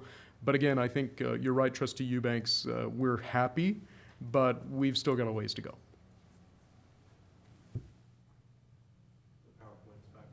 Oh, okay. It was a really good PowerPoint. Well, nice recovery. Way to have the trying. backup data. We're trying. Thank you, Dr. Nelson. Pleasure. I echo Mr. Eubanks that I'm pleased. Do you have any idea when the state results will be released and when we might see ISAT? I do have tentative ISAT results. They are expected to be finalized on June 9th, so this week. They are still trickling in little by little, but we have about 95% of our scores in a lot. At your convenience, I'd be more than glad to give you an update on that. Again, I think we'll be pleased in some areas and not so pleased in others. It is, in my job, it is a constant whack-a-mole game. Sometimes we find the things that we are doing really well, and sometimes we really have to refocus on specific items that we need to improve. So at your convenience, I'll be more than glad to help you out.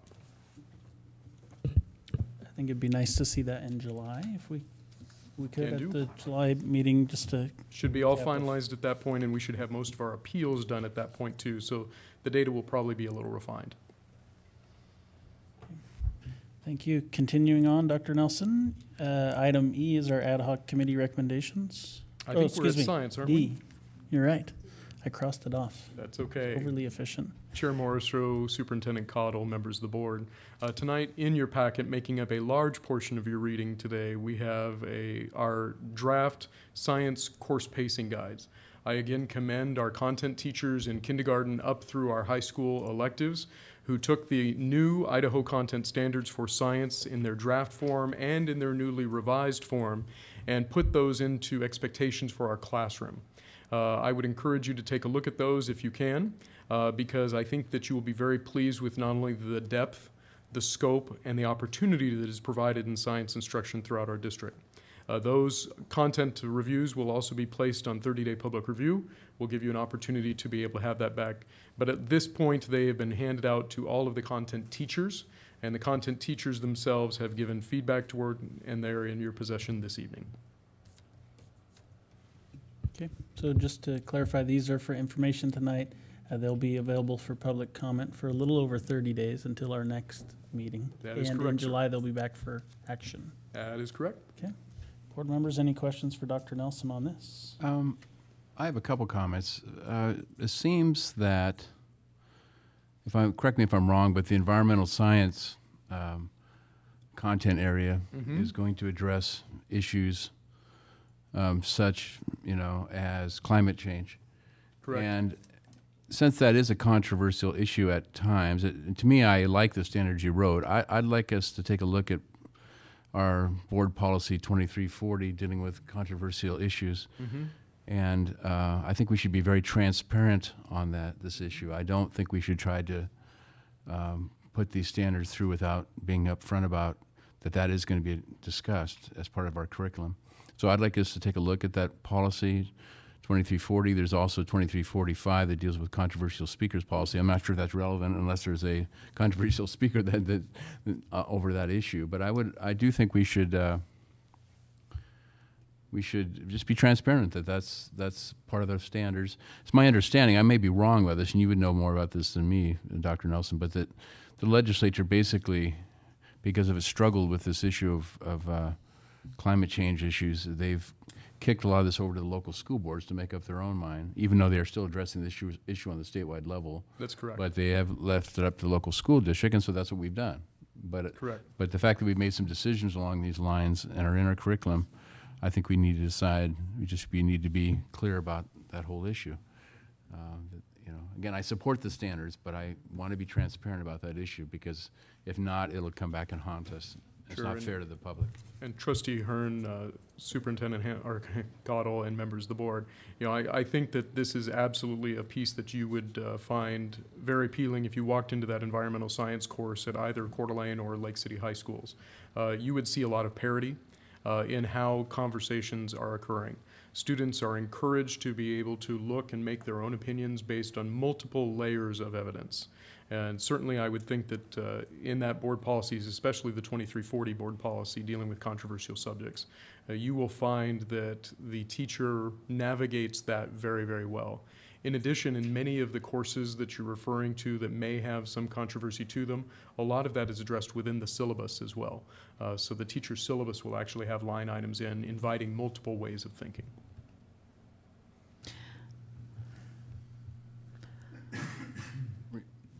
I may have a follow-up question. Were you going to say something there? Yeah. My question has nothing to do with the professionalism of educators handling and navigating a topic. I mean, we do that in several classes, sex ed being one, sometimes some literature being another. I mean, we have a literature issue later on with the King James Bible. So it's not a discussion on the merits. It's more of in other words, it's not the teachers. it's the parents. Mm-hmm. And, you know, oftentimes what I experience as a parent is communication that comes home at the beginning of the year from the teacher that says, we will be covering these subjects. Mm-hmm. Please sign here to acknowledge that you are aware, and then when the subject comes up, there's an email or some sort of information that comes into play where, you know, just FYI, in case your child brings this up, this is what we're talking about. And some families would prefer to teach those topics on their own, and we have an opt-in policy. My personal viewpoint is, regardless of what a family says or what or how we navigate that, the truth is I feel like we have to do what we can do to arm a student to be able to compete with other students that are outside of our district that may or may not have information we may or may not be providing. So, but I also know of some parents who believe firmly in their parental rights that's been afforded to them by the Idaho legislature. And they also believe that on controversial issues, and it pains me to say that science like this can be a controversial issue for some families. How are we navigating that piece?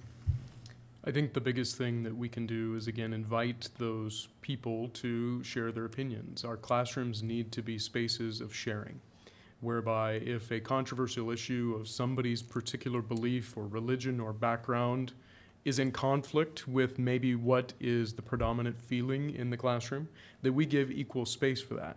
The problem is that you don't always get that opportunity. Some people may not be willing to share that viewpoint one way or the other.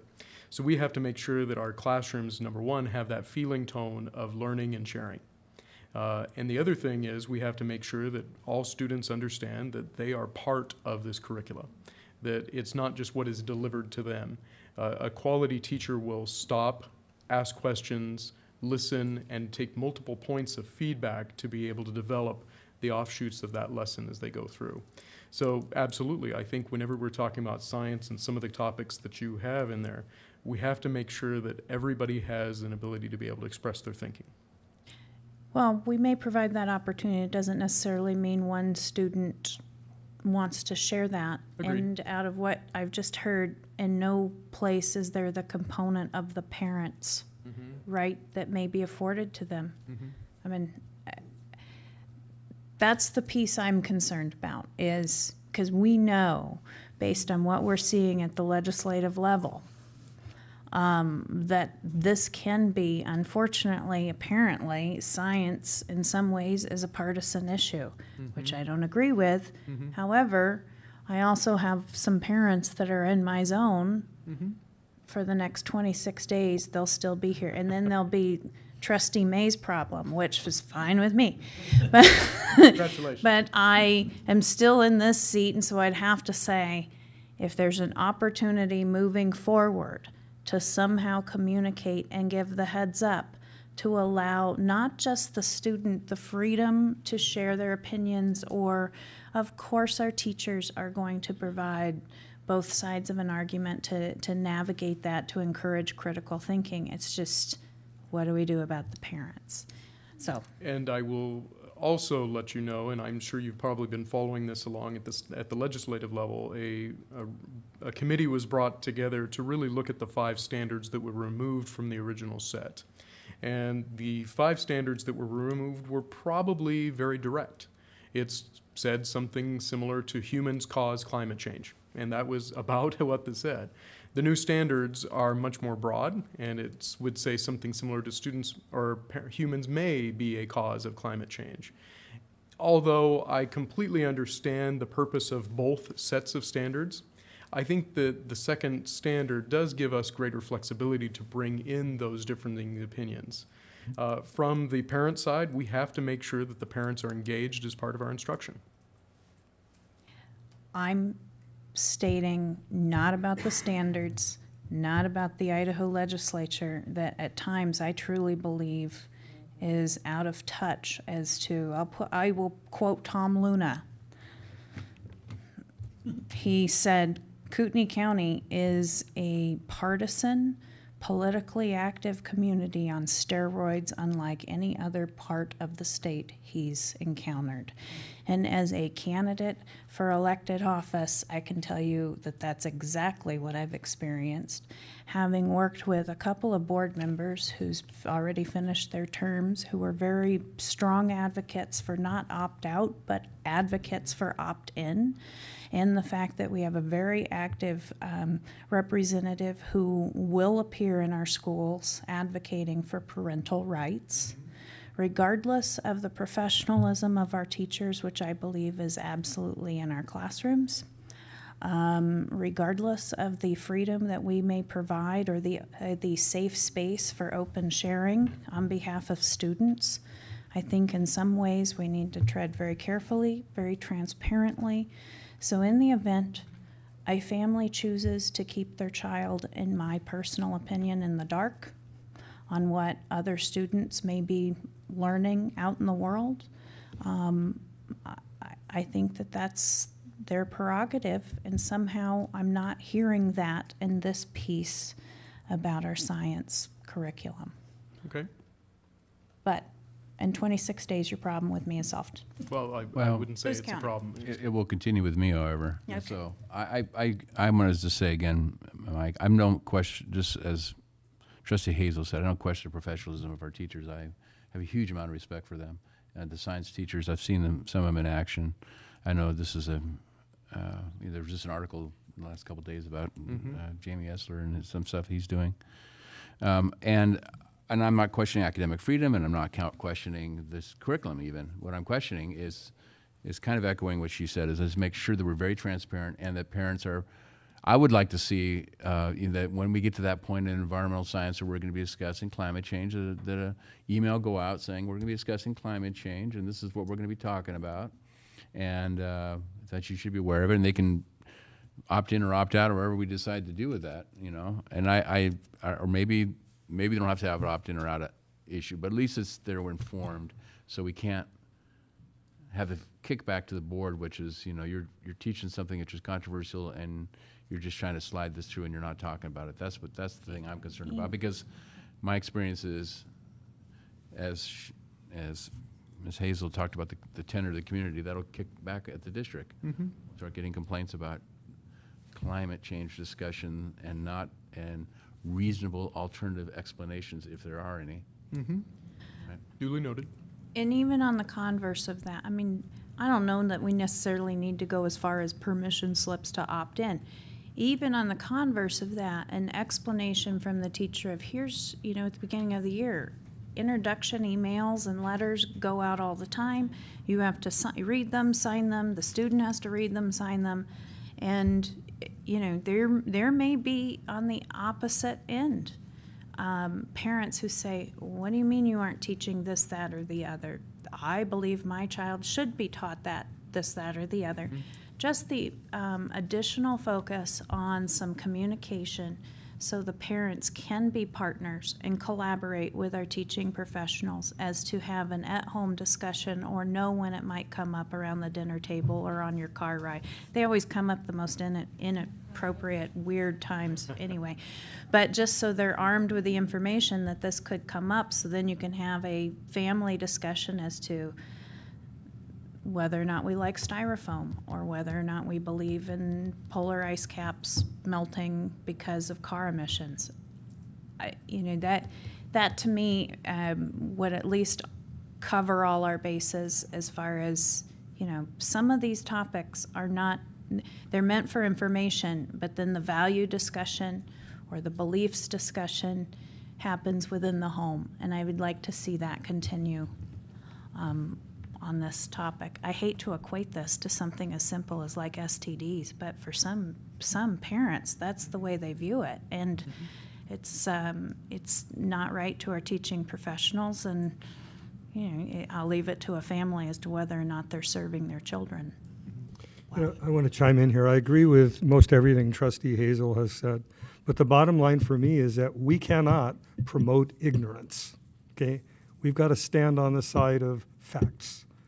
And if we leave our kids without facts, and if we leave them ignorant, we've not done our job. Totally agree. Thank you Of course. for all the work to this. Thanks to all the staff and the teachers. I mean, to have an expansive curriculum from kindergarten through the end of high school presented in the way you've presented it really is a testament to the fortitude of this district and the dedication to our mission. So thank you. Our science lead teachers have been wonderful this year. They have really dedicated themselves to not only the instructional practices that we really wanted to see shift. Remember, in K-5 science, we were just vocabulary based for probably 15 years. And that was really the extent of science that students received. This year they have experiments, they have investigations, they have kits of drawers of things. It's really been quite engaging to be able to see. So again, step one, but at the same time I'm glad that you can see the work that's been put into it, and I have some notes here that I will work on the communication side that's also imperative within teaching a curriculum. Okay, if there's nothing further on this, thank you, Dr. Nelson. We'll move on to item E, ad hoc committee recommendations. Oh, I don't get to sit down yet? Not yet. All right, Chair Morris Rose, Superintendent Cottle, and members of the board. We've been doing a lot of work also in the last couple of years trying to bring our social studies, fine and performing arts, and career and technical education materials into the 21st century. Just as a point of clarification for you, the last time that I stood, or someone stood in front of you and talked about our fine arts materials was the year I graduated from high school, which was 1991. Some of these materials have been around for a very, very long time, and thanks to the voters in our community, we have recommendations to bring them up. The first that I'd like to do is talk to you about K-5 social studies. Last time that we looked at social studies was in 2001, and maybe a few things have happened since that particular time in our world and in our community.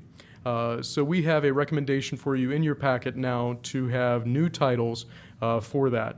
Again, I have a nice little thing. We'll resolve to using this.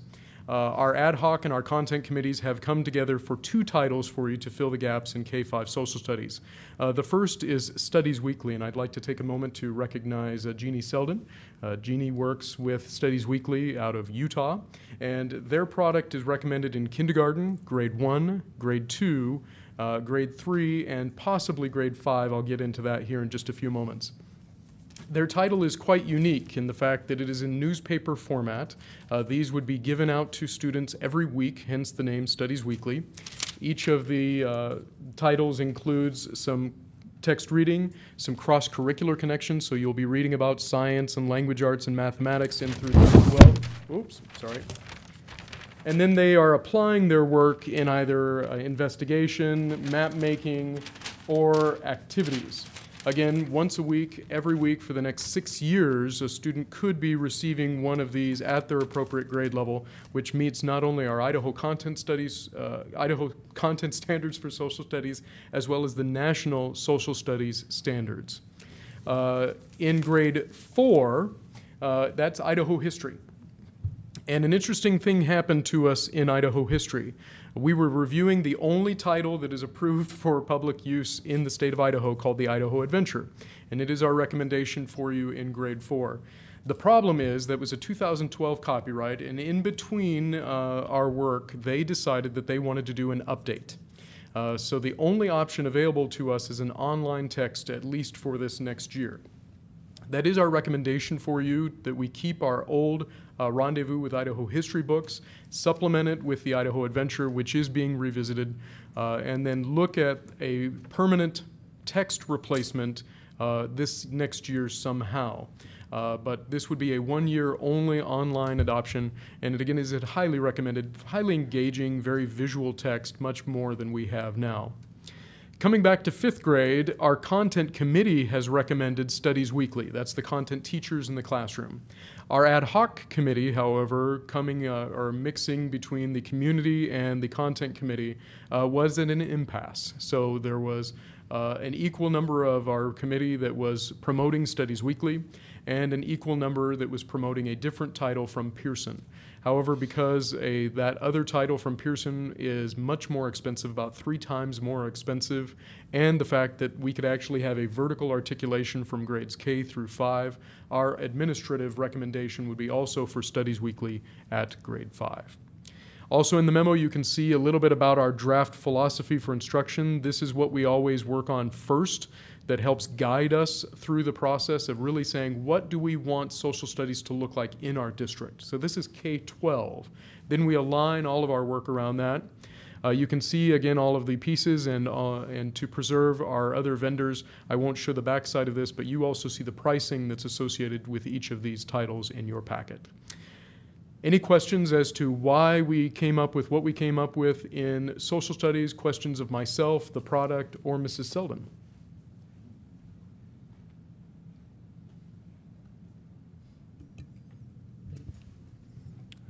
Doesn't look like it. Tom? Okay. Shall I move on to Fine and Performing Arts? Yes, thank you. In Fine and Performing Arts, again, this is the first time that we've taken a look at these materials in a long time. We actually have kind of put things together over the years to be able to receive them. But if you look at Coeur d'Alene High School's Library of Music, they have copies in from the 1920s that are still being used today. I said the 1920s. That are still on music stands today. What a legacy to be able to do that, but at the same time, we would like to be able to give them some modernism as well. Krista, did you play some of those? No, but I think that there's some probably old black and white photos of some of the musical instruments that played that music on the wall at Hudson Hamburgers. Just throwing that out. Quite so, and if you look at some of our sousaphones, you may remember that last year, some of our sousaphones are about 70 to 80 years old, so it could be some of those as well. I have all of the titles listed for you there. Our elementary staff looked at some resources to be able to help you out. Elementary art looked at explorations in art. I'd like to recognize Jasmine Reed, who's in the audience, who's part of our team. They looked at the titles from Davis, found it very engaging and connecting. Quaver Music is also a title that's electronic, very interactive, allowing students to play music and see musicality from an early age. Then we go into elementary art and music. To be able to help them with those technological needs within those programs, we've decided to dedicate a Chromebook to each of our elementary schools. That's all 11 of them coming up this next year, which would be shared by both art and music. In middle school, middle school and high school instrumental music all came together and looked at the titles from Sound Innovations. And in choir at middle and high school also looked at Sing at First Sight, both from Alfred. You will notice that there are blanks next to both middle school art and high school art. They actually looked at all of the titles available through our adoption and decided that they really didn't want anything new, that really they would like to have an infusion of funding to be able to purchase consumables and other materials to allow them to be able to do that, which is allowable. The final two that we have for you down at the bottom is in speech and theater. In the performing arts, the titles that they both chose are physical textbooks. However, they really liked the online components of those textbooks. So again, to give them more flexibility, they've also requested a dedicated lab to be able to support not only the content in the text, but also to be able to do extra expansion in their coursework. Again, preliminary budgeting is on the backhand side for you. All throughout all of the adoptions, we're saying we're trying to keep within a $1 million budget as allocated by our community. Questions on music or any of the fine arts, excuse me.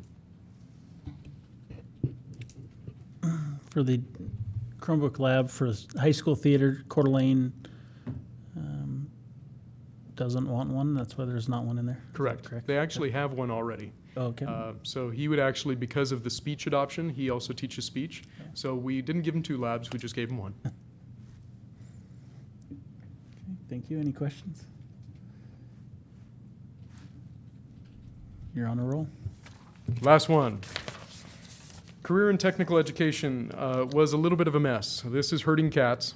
We had a lot of different people with a lot of different ideas, and one of the biggest challenges that we had to come together with is that even though we have 2 different courses with 2 different titles. They were really teaching the same thing at both schools. So first of all, we had to come to an understanding of what really is being taught and what is needed. Each of these titles that you have here up on the screen that goes multiple pages, again, for those in our community, I'd encourage you to take a look at the online board book as well for you to have more detail. Some of them chose physical text, but one of them that you'll see up there repeated multiple times is a title called lynda.com, L-Y-N-D-A. We had a hard time with Lynda because they were their own company. Then they were purchased by LinkedIn, and then LinkedIn was purchased by Microsoft.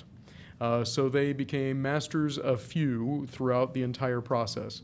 Lynda.com is a title which basically allows you to learn anything in career and technical education. So if the board were to approve that title, in addition to everything that you're seeing there, would be allowable to any student in any building in the secondary schools, including middle school, where they could log on and learn how to or sew a hem, as an example. May not be something that might be on the top, but they would be able to log in, watch the video of it, without even taking any of the courses. You can see, again, their recommendation and pricing on the backhand side.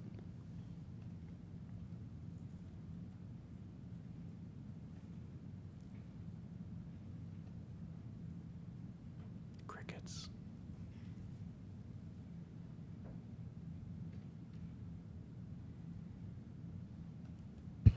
Questions?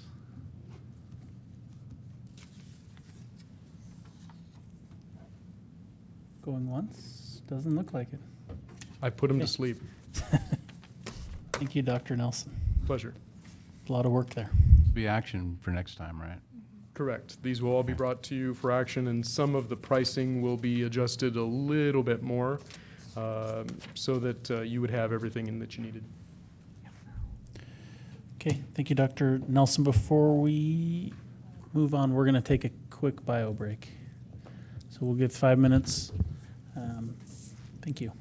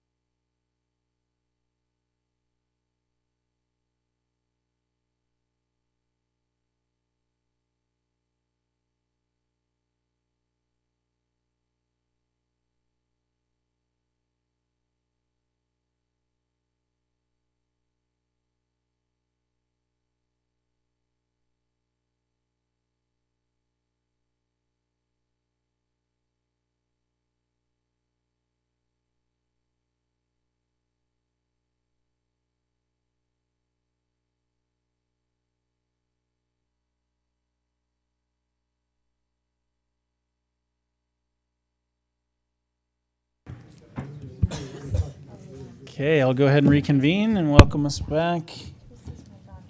Dr. Nelson, I thought we got through all your stuff. Sorry to keep you there. I've just been waiting right here. You've got ad hoc committee recommendations. Believe it or not, Chair Morris Rowe, Superintendent Cottle, and members of the board, this is the last time that I can talk to you this year about novel recommendations. We've gone through 2 years worth of revisiting to make sure that the novels that we give to our students are worthy of not only meeting our standards, but our community's expectations. Today we have 2 different titles for you. The first, let's take a visit up the Congo in Africa with a British title of, from Joseph Conrad, Heart of Darkness. This particular title it was recommended because of its complexity in the 12th grade, and that even though it is a fairly easy read, the devices that are being used by Conrad within the book tell 2 different stories simultaneously. So that one of the recommendations from our ad hoc committee is that it was really going to need some teacher guidance to be able to get through. It is a thick title too, that also could chase a few people away. But very sophisticated, and that was recommended to you tonight, 501, with 1 abstention because she was not able to finish the title. The other is the dystopian title from 1931, which is Brave New World. Brave New World examines everything from sleep, psychology, to reproductive technology, conditioning, and really imagines a world in 2540 of what we would be doing and what we would be looking like. As you can imagine, Huxley was pretty visionary, but very philosophical in how our world would look several hundred years from now. It's very similar to 1984, so they really thought that there would be some good cross-connection with that particular text as well. It does have a lot of historical context, especially around World War I, when this book was written. Very valuable, but at the same time, there are some graphic pieces within it. Brave New World is one of those titles that is debated at times along, but this particular group of ad hoc committee members recommends it to you wholeheartedly, 7-0. These titles, as well as all of the titles from our content committee recommendations and our ad hoc committee recommendations, including fine and performing arts, career and technical education, and K-5 social studies, all of it will be available now for 30-day public review at our district office. We hope that you'll come by and grab a copy. Okay, thank you, Dr. Nelson. Any questions? Okay, Mr. Wallace, it's going to be your final finance report with us. Except for those budget hearings. Right, except for those. At a board meeting. That's right. Chair Morshow, trustees, Superintendent Cottle. I guarantee this report will be as boring as all the others. The finance report, there's no surprises. On the first page, one thing you might have noticed is that on this report, as we compared to last year, that our expenditures as a percentage are 11% higher as we reported in April as compared to a year prior. And the only reason for that is that we did our accrual of salaries, where we pay the teacher salaries that will have earned their salary through this year, and we pay in July and August. We charge those back to this fiscal year. Last year we did that in May. This year we did it in April. This year we've done it in May. So it's just really just an accounting when we actually did that work. We always try to do it April, May, before June. So otherwise there's no surprises on the expenditure side, and revenues are coming in as expected, and we hope that we'll get our final revenue reports from the state in July, as far as when we true up with our actual best 28 weeks of ADA and our other categorical funding. If you look at the enrollment report, which I think is, if they scroll over to like the 4th slide, it's a similar pattern we've had all year. We're slightly ahead of last year, but not greatly, but lower than budget. For this report, if you look at just compared to the previous year, we are down 37 kids at the secondary level at the same time as this year. but we're up plus 71 at the elementary level. And that's sort of been our pattern this year. We're been up in the elementary and down in the secondary.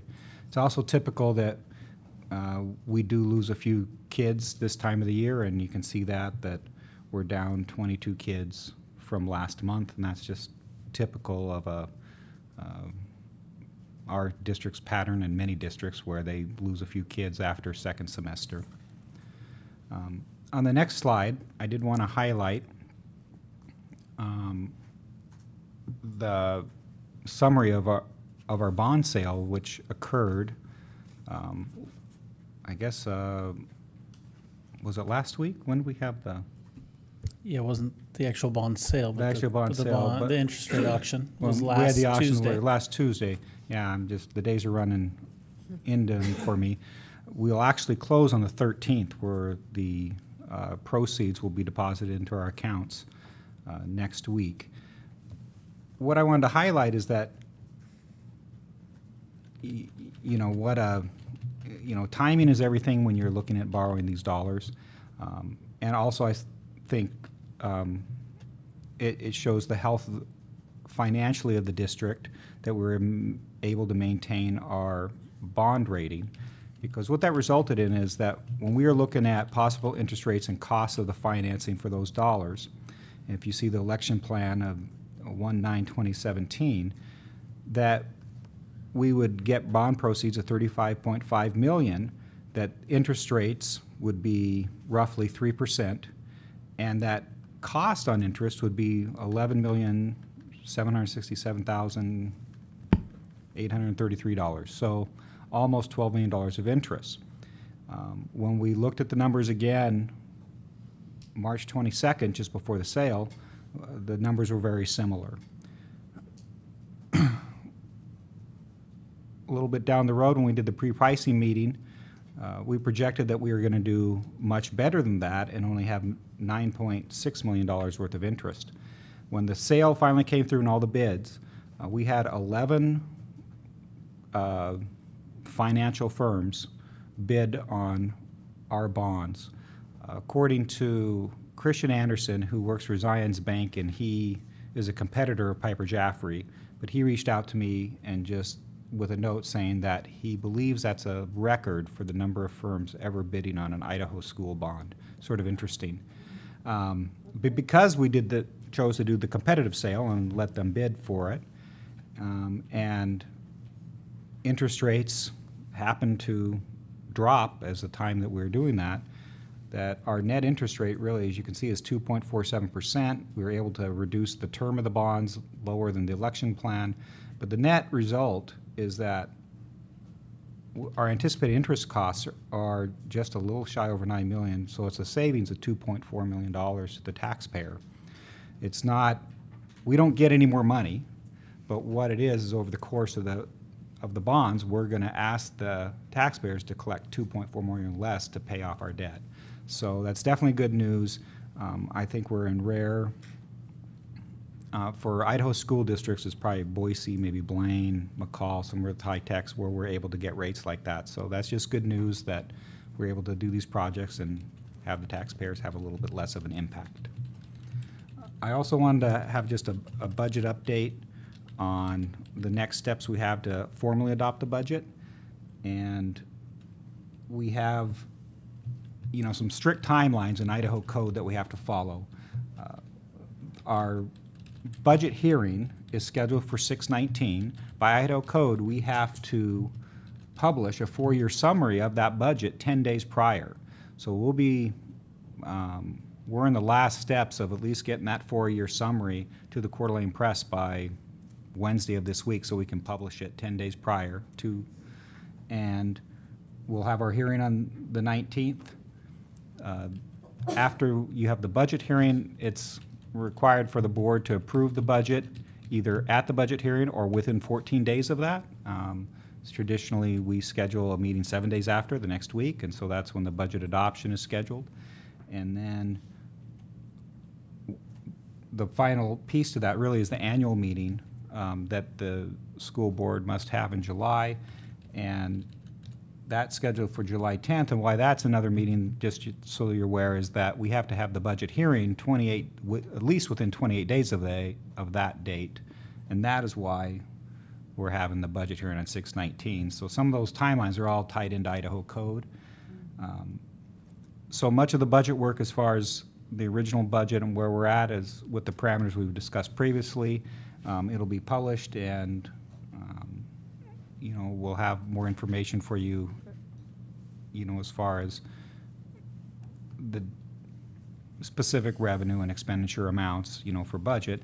But again, I like to highlight that, budgets are not set in stone, they're dynamic, and if circumstances change and there needs to be amendments or changes to the budget mid-year, that's certainly, the district's done that in the past, and we could do so again, depending on what happens next year.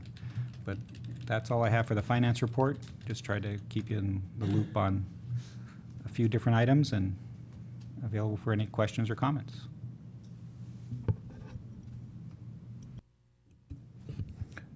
On the expenditure side, I just want to make sure I understand that correctly. That's just when something was charged off, what month. And so at the end of, when we see the May reports, they're going to look much closer.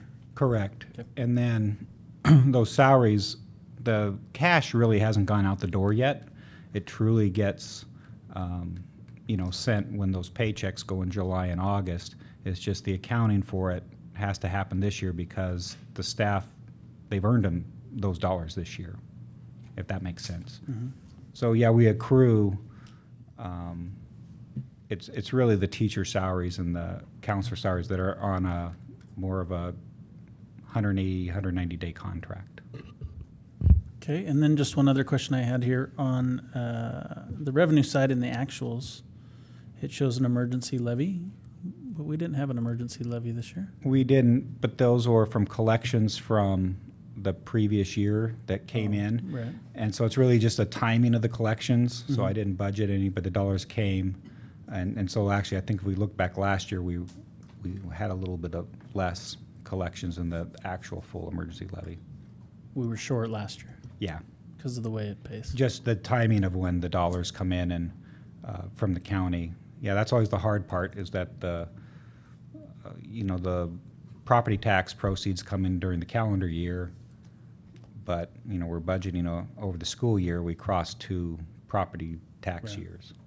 Okay.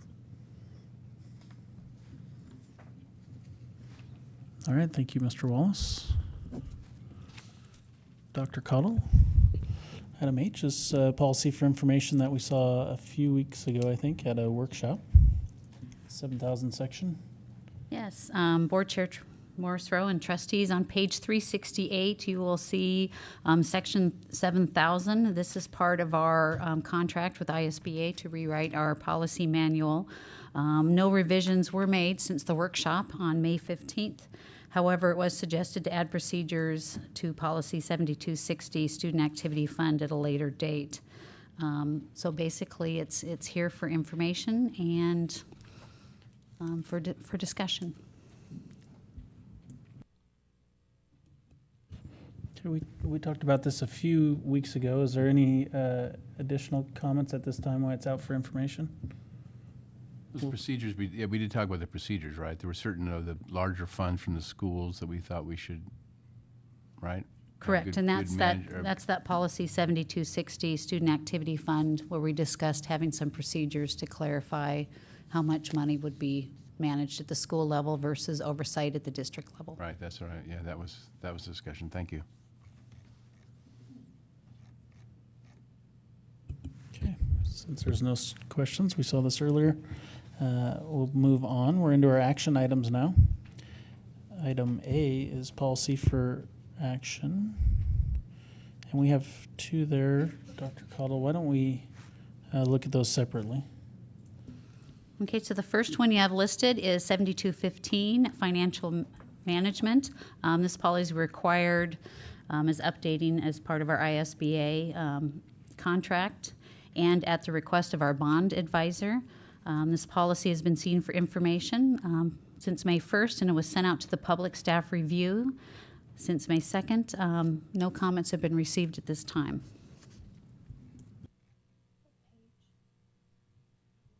page 440.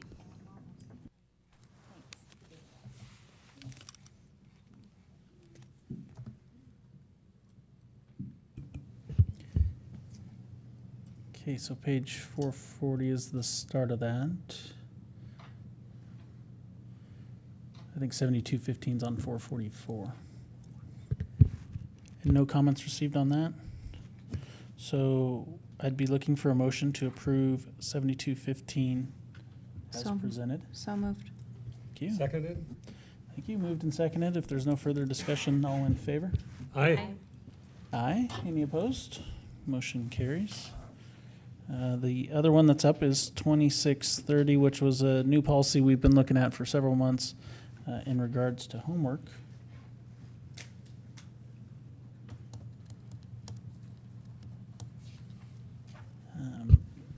I'd like to speak to this issue. I was the one who originally pushed this issue. I thought, many school districts have homework policies around the country, but and I do think we should have one. However, and I also like actually my wording I came up with, which is on page 443. I like that wording. On the others, I know others don't, but on the other side of the coin is, I've felt that certainly we've heard from some teachers, particularly the teachers at Lakes, who signed a letter saying they were opposed to it. I've got a sense from some administrators that has some real question about it, and certainly the fellow board members, I think that I feel like I'm the lone one on this issue. And we have a lot going on in terms of the budget, in terms of negotiations, in terms of hiring an interim superintendent and a permanent superintendent. We have Hayden Lake Elementary School, or I guess maybe that's not that name anymore.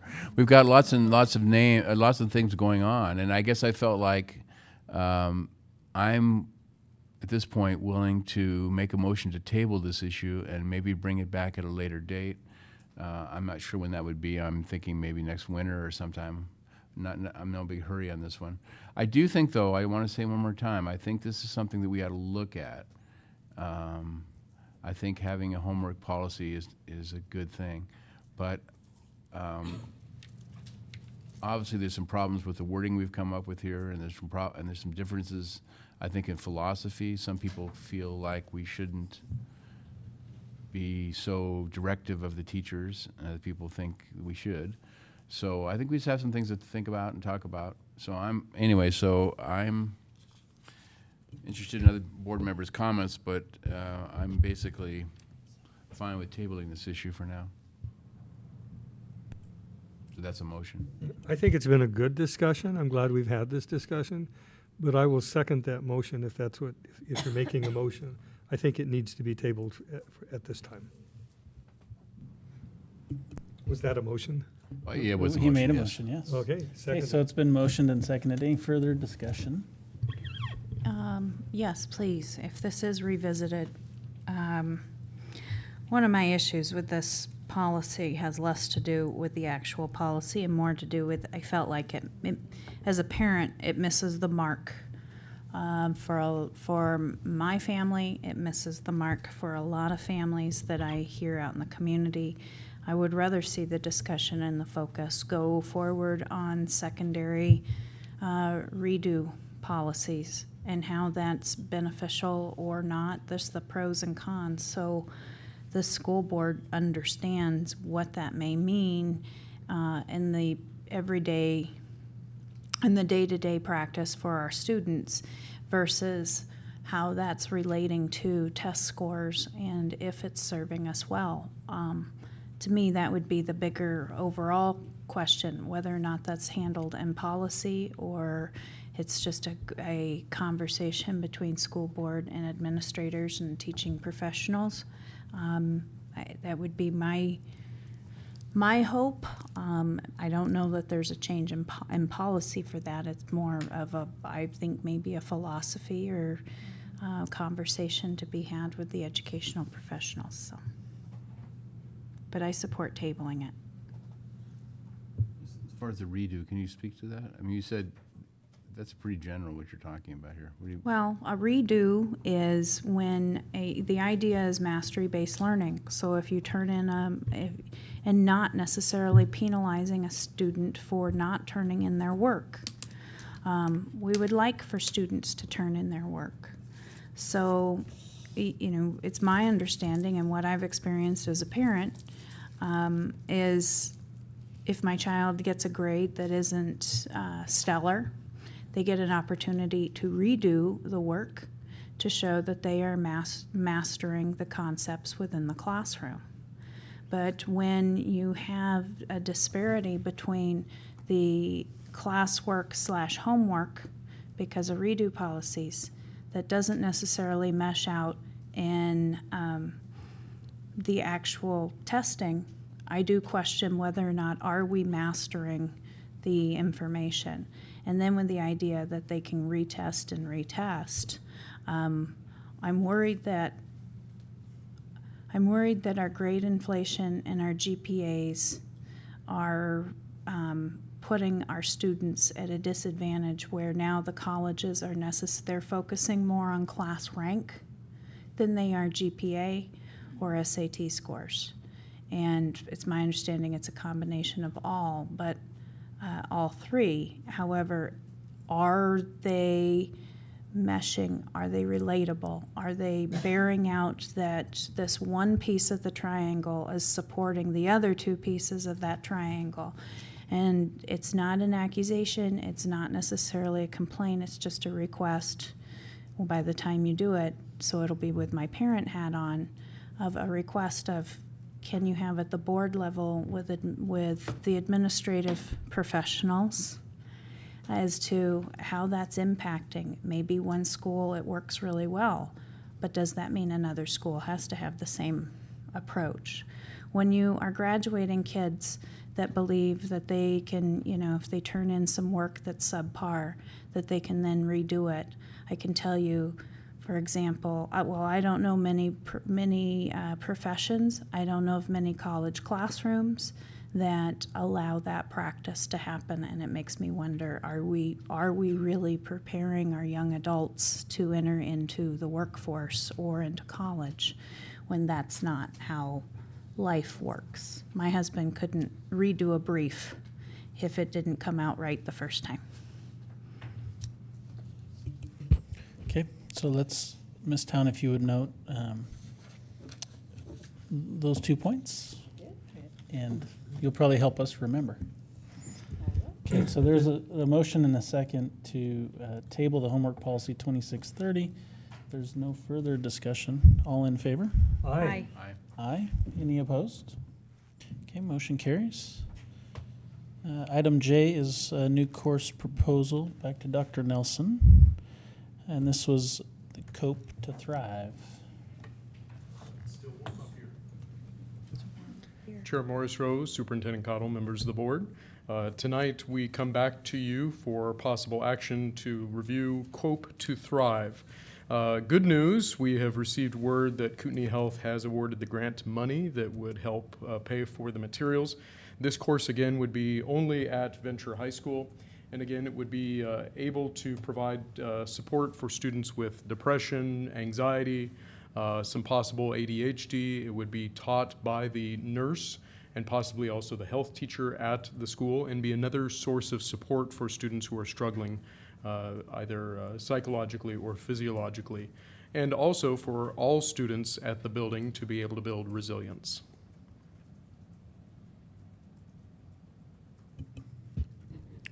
Okay, so we'd be looking for a motion to approve item J, which is a new course proposal, Cope to Thrive.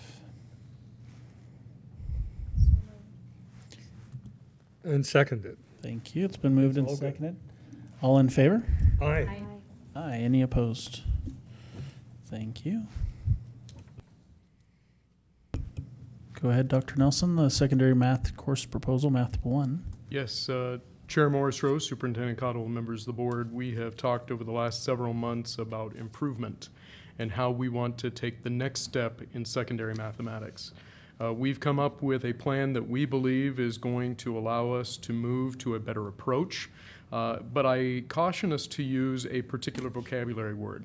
The word integrated has been bantered around a lot. This is not a true integrated approach that we are presenting to you in the course proposal for Math 1. This is a realignment of our content so that a little bit of statistics and probability starts out the year, a little bit of geometry comes in, but essentially it is still an Algebra 1 course. It's a realignment of our existing content rather than it being a full integrated approach.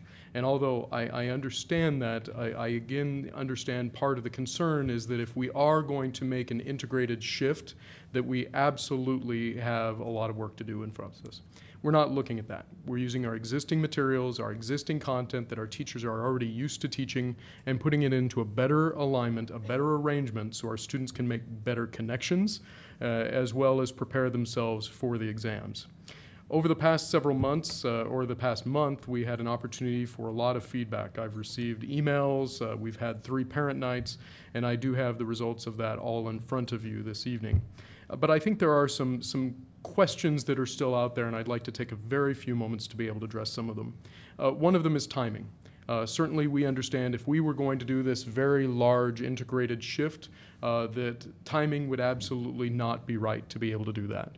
What we're trying to do is do an ease-in approach to what eventually could be a full integrated approach with full materials to be able to do so. I don't think that we're there yet.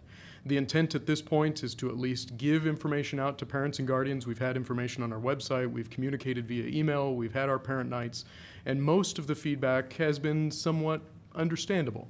That they know why we're doing it, but at the same time, I think they want us to ease into things as well.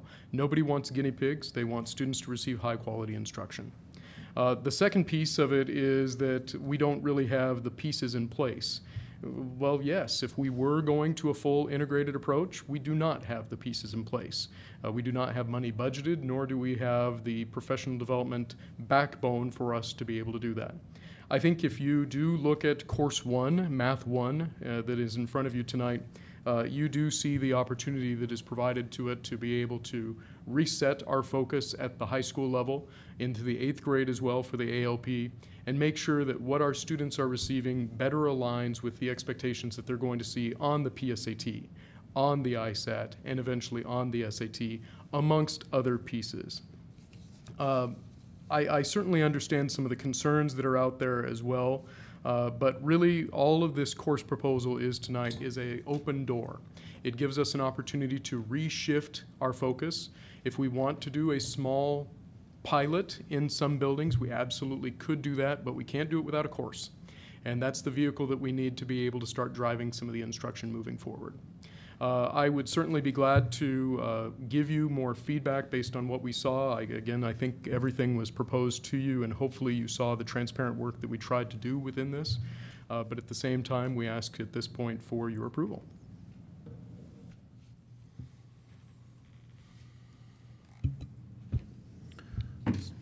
Dr. Nelson, how many surveys did you receive back?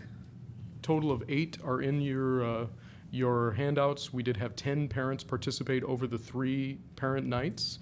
2 of them were not able to give us a survey back or left before the end of the time where we asked them to give it back. So the bar graphs that we've gotten are based off of 8 out of Correct. 10? You should see a sample size on each one of the graphs, yes.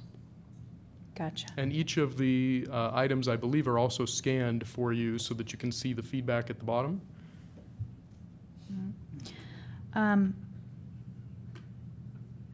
Worst case scenario, if we slow this down or don't approve it tonight, what happens to kids in the fall that would have been doing Math 1?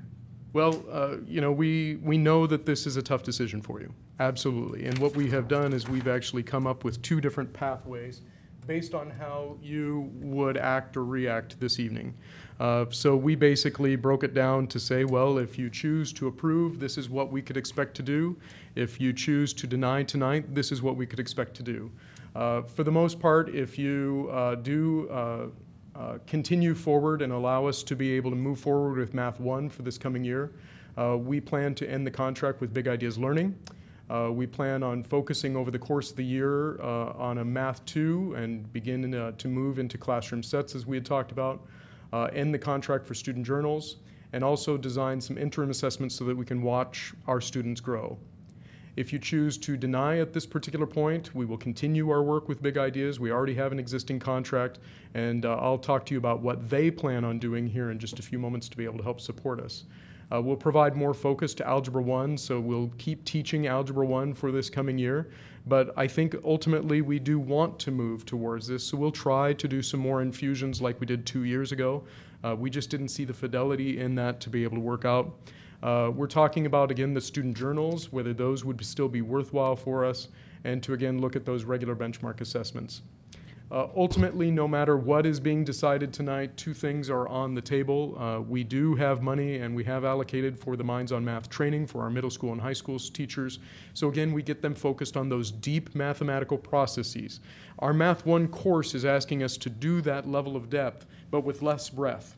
You may remember when Mr. Gillespie was up here and Dr. Cottle as well, we teach a lot of content right now. What we think we need to do is we need to narrow that down in our existing course content and get to more depth, because that's really the payoff that's going to be there in the SAT and as well as some of the other pieces. Even the ISAT has a lot of depth built into it now. But how does that help them in the future when they don't have the SAT and the ACT and the ISAT? They actually have to show that they have a wider spread of knowledge that isn't taught to the test. Absolutely, but that's then when they're going to go into pre-calculus, into calculus, to AP calculus. That is one of the goals that we have presented to you, is that it's not just Math 1 that we're talking about. Over the next 5 years, we need to get more and more students prepared for those upper level math courses. Can you go back to the top? Absolutely. I want to look at. And I do have copies if you'd prefer. Thank you very much. So if we end contract with Big Ideas Learning, what's That's on the the professional development side. Yeah. What's the financial impact of that? Our 6-year professional development plan, I believe, was around $85,000. So we would probably realize around $30,000 just off the top of my head. Big Ideas is also changing hands. It's going to be represented by a different company, so we would have to talk to them specifically about what that's going to look like. So the curriculum, the textbook company is changing hands. It's still a company, but it's being represented and sold, distributed by a totally different company. It's moving from Houghton Mifflin to Cengage, two very large companies. Mm-hmm. But yes, if the professional development side, we would end the contract with them. If not, we would continue on with them. But what they have actually offered, if I may, is they have offered to kind of reset free of charge some of the professional development that we have as well. We have paid for some of that. So again, I think they recognize that some of the results that we have seen with Big Ideas is not acceptable to us as well. So they have presented more of an embedded coaching model for us to be able to use if we were to stay with that. What are the results, I'm sorry to interrupt, but what are the results that we haven't? ISAT over the last 2 years and our SAT from last year. Didn't provide the results we were hoping for? Well, ideally we saw SAT growth this year, but we'd like to maintain that. And again, I think even in the 500th or in the 500 band, we would still like to be in the 600 or even the 700 band as well. Wouldn't a different textbook that met benchmark help us meet that? They all will meet the same standards. Big Ideas meets the current Idaho content standards. What we need is to make sure that our instruction in the classroom better gets to the depth that we need to be able to meet these. But can't we all agree, isn't it established that maybe Idaho standards are a little bit substandard nationally? These are the Common Core state standards in the state of Idaho. Yeah, but aren't we just trying to aspire for different standards outside of Idaho? I would say that the Common Core is very rigorous. In fact, it is probably the biggest shift that you saw.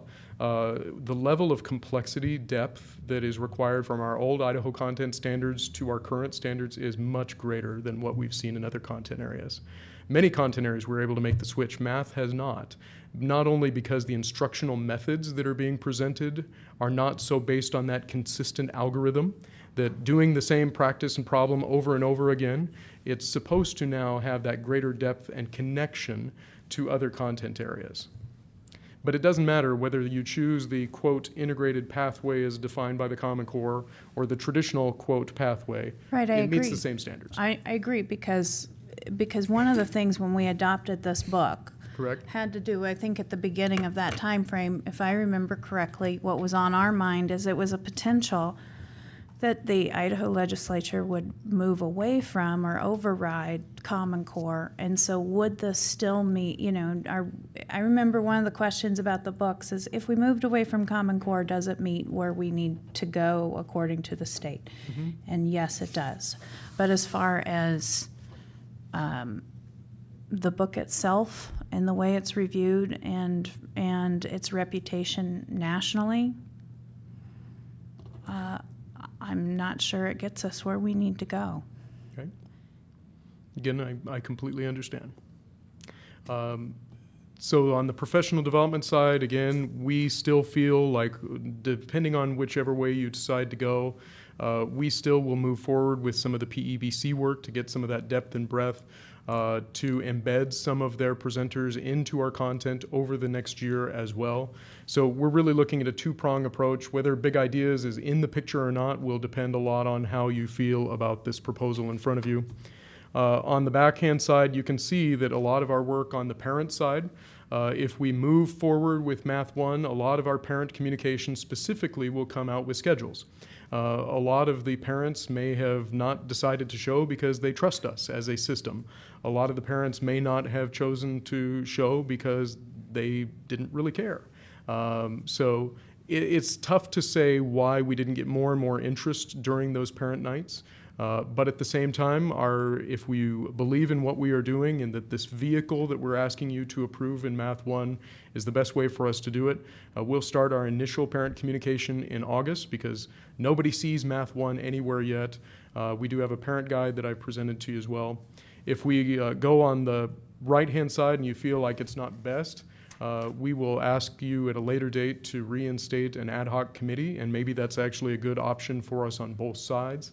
We'll continue our work because we do feel that a new approach is needed, and we'll kind of keep you going along the way, possibly bringing Math 1 back to you in next spring. Either way, again, we feel like we need to be able to do a better job with benchmark assessments, tracking how our students are growing day to day, month to month.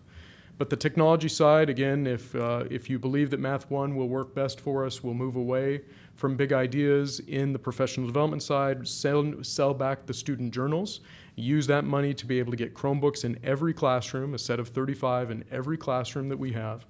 Or we'll work with Seth to see with what we can do to be able to incorporate more technologies until a full adoption comes around in mathematics in 3 more years. Will there be a higher focus on those students in Math 1 versus some of the other students, just to see how we're doing and how, because it's my understanding that the way we are recommending Math 1 has not been done elsewhere in the state, and it's not included in other integrated math textbooks and curriculums already out there. Correct. We're not using a textbook at this point, but if you look at Boise, they've developed their own. If you look at Meridian, they've developed their own. Well, I think they're using nationally recognized curriculum. Unfortunately, Boise's using the Treasure Valley Math Project, which was generated out of a consortia of teachers similar to the Josheo Center, of which the U of I has been in partnership with ours. There are other districts that are in. Very few people are using a BASIL, a physical textbook, to be able to guide it like a Core Plus would. But are we going to be tracking Math 1 students a little bit differently or with a more intensive focus? Oh, you can be guaranteed. The first thing that we have is, number one, we've already told you that this is a highly desirable course at our high schools. Our teachers want to teach this new course. So not only are they going to be able to be more focused upon, they also have to be the models for what we want to see this to come in the future. Without a vehicle like Math 1, though, we can't do that. So absolutely, there's going to be much more focus and coherence, not only in the curricula that the teachers teach from through the texts, but it's also going to be a much more laser-focused approach through progress monitoring. So similar to Ready, right now, we can actually watch our kids grow month to month, week to week. We're going to need something that we can do that a better job with in big ideas or whatever pathway we decide to choose. I have one more question. Yep, go ahead. How many teachers will have what they need for professional development before September when school starts for Math 1? Both of these courses would start as of August 28th, which is our district-wide professional development kickoff. But how many teachers would that be?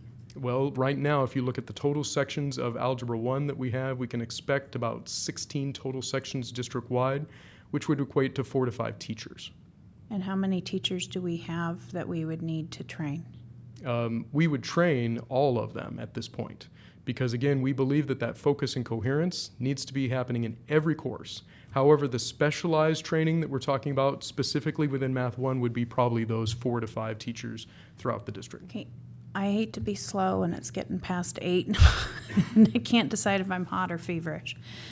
It's hot in here. Okay. Thank you, because I really don't want to be feverish. So It's hot. So only 4 to 5 teachers need professional development to set out Math 1 in the classroom starting in September. That focus level of professional development, yes. That's the total. I would look back and double check it. I don't have the Okay. numbers in front, but we're not talking about every math teacher in the district. We do feel like we need to have greater depth of knowledge about how math should be taught in our district. We believe that PEBC can help us, so we want to get all of our teachers in there. But Ryan will be working specifically with those teachers of Math 1 much more in a focused way this next year. And I can tell you that Dr. Cottle, myself, and the other coaches who are involved in this is big time for us too. We need to do this right. So yes, I believe that there's going to be much more of a laser focused in this for this next year. Thank you. My pleasure. I appreciate it. Dr. Cottle, do you have anything that you want to add, or I think you said it all. Oh boy. I'd like to say a couple of things. You know, this has been one of those kind of things, Mike, that I've struggled with. It's the dilemma for me as a board member between the professionalism of the people here, the administrators, yourself, and Dr. Cottle, and the people at the table here, you know, respecting what you have to say and all the work you put into it, you know, versus the, you know, half a dozen emails that we've gotten that you see. You know, the complaints from that we've heard, just to summarize them, you know, the parents are not informed adequately, you know, and I think, you know, with only 14 people at a meeting, that's probably true. But, you know, anyway, that's their fault they didn't show up, but that's one concern. Teachers are not adequately prepared in terms of professional development. We're focusing too much on teaching to the test. There's no textbooks, inadequate strategic planning. Those are the concerns about this whole thing, and I'm not sure how valid those are or not. I mean, I've struggled with this one. Usually it's pretty much, almost always I kind of rubber stamp what the administration does, and this one has created some dilemma for me. So those issues, like for instance the strategic planning issue or the teaching to the test, I mean, how do you address those issues? What? Well, Trustee Hearn, Chair Morrisroe, and members of the board, we need differing opinions on this topic. The only way that we will drive our district forward is by being challenged. We need to see the fruits of our effort, and we need to involve people better in this process. Again, like I said up here, wherever I put it, the ad hoc piece is. I would actually ask that, based on how you're doing tonight, we involve as many people as we possibly can in this and possibly reinstate an ad hoc process anyway. We need people from our university perspective. We need people from our higher ed perspective. We need people from our community to help inform this. But again, the biggest challenge that we have right now is we have no other vehicle than Algebra 1, Geometry, and Algebra 2 to do it in. So absolutely, I accept those criticisms, but accepting criticisms also turns into involving people into the process. So for the people who've reached out to it, I have personally reached out, and I know Superintendent Cottle has as well. We want them to be a part of this work. But again, without your help and giving us a vehicle to be able to move forward in it, we can't do much with it.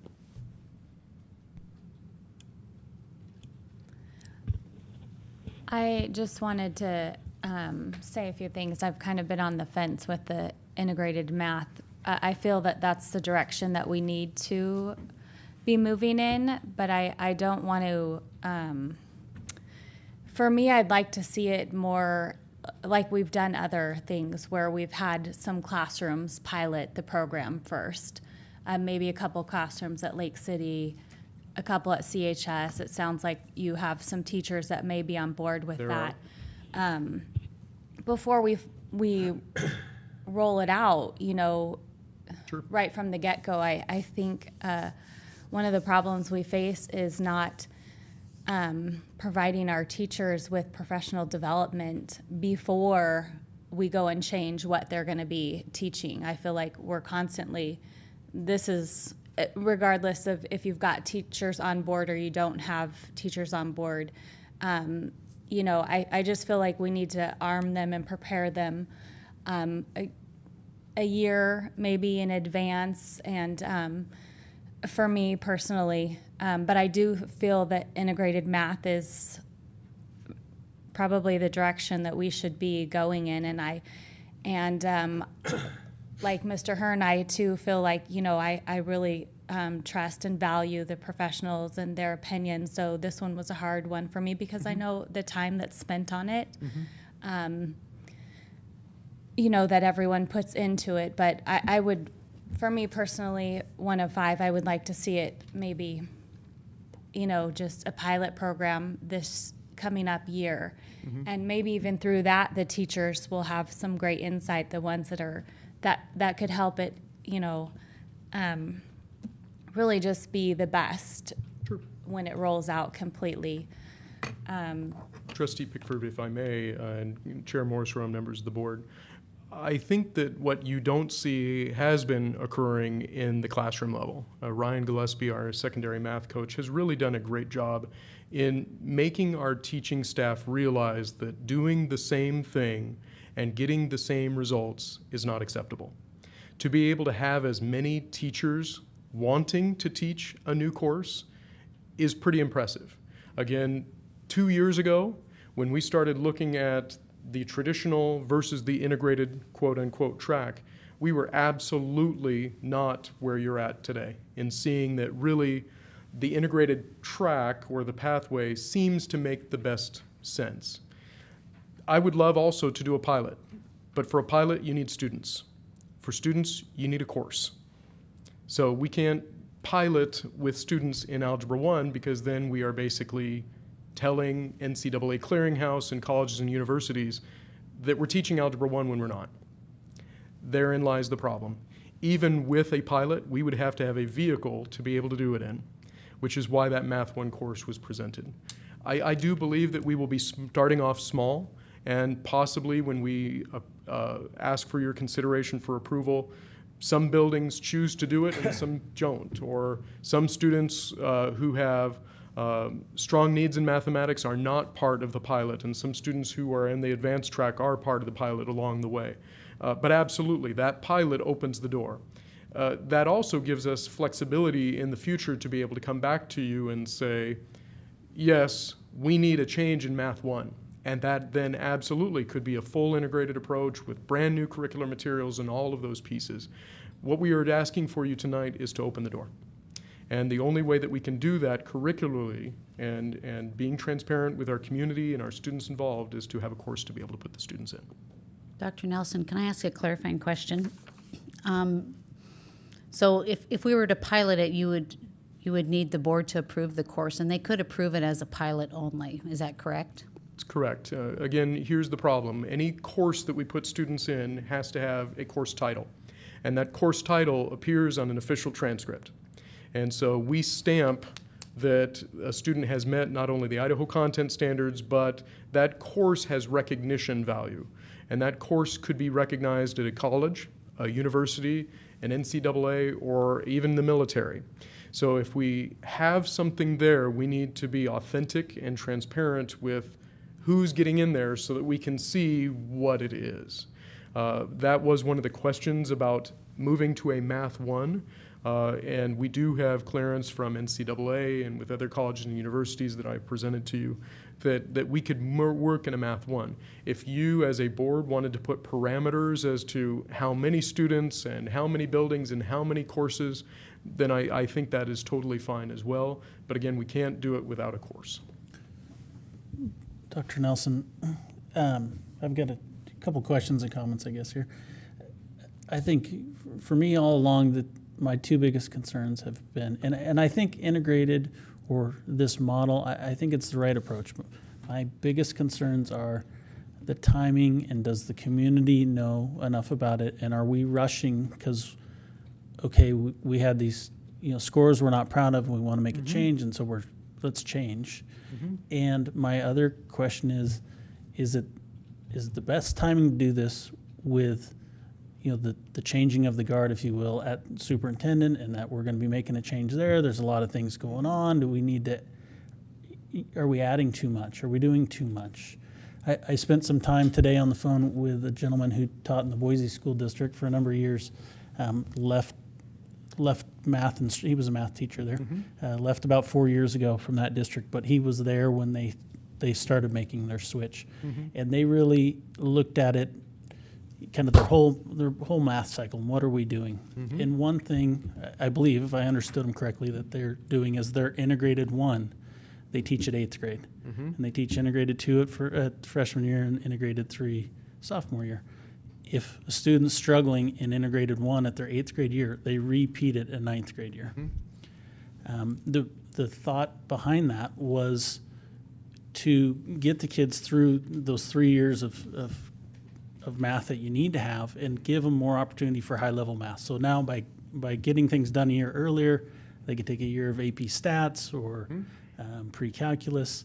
And I think that's maybe what we're missing, is that idea. And I have concerns just tonight, hearing what you're saying, that I just don't feel like we have a plan. It's still, well, we could do this, we could do that, and we don't know how many, and that's what concerns me. I just feel like I like the coursework that's been done, and I like the idea, but I don't think we have a strong enough plan. And what does year 2 look like, and what's year 3 look like, and are we just trying to jump this in? We don't really know what we're going to do with 8th grade ALP students currently. Should we be looking at just moving this whole course to 8th grade? I personally I'm just not comfortable with that we've thought everything out here. And that's my concern. And I think maybe we do need to do kind of your option 2 there of, pumping the brakes a little bit and taking this year and refocusing what we have currently and plan for next year. And I know it's a delay, and does that just put us a little further behind? But I think there's professional development to do. I think with some focus and some of the work that you've done, Ryan has done, there's still improvements to be made in the current setting. And Chair Morrisroe, I value your sentiment, and I believe in the exact same thing. I would not stand in front of you if I didn't want what's best for our students as well. If the collective, us as a district, you as the trustees, us as the administration, really feel that it's best to be able to hold off, then absolutely we should. However, we can't lose focus on the fact that every year it's another 700 students. And it's tough for me to be able to stand in front of somebody and to be able to say this student didn't meet their objectives. So as much as I understand the timing, there's always going to be a year 1.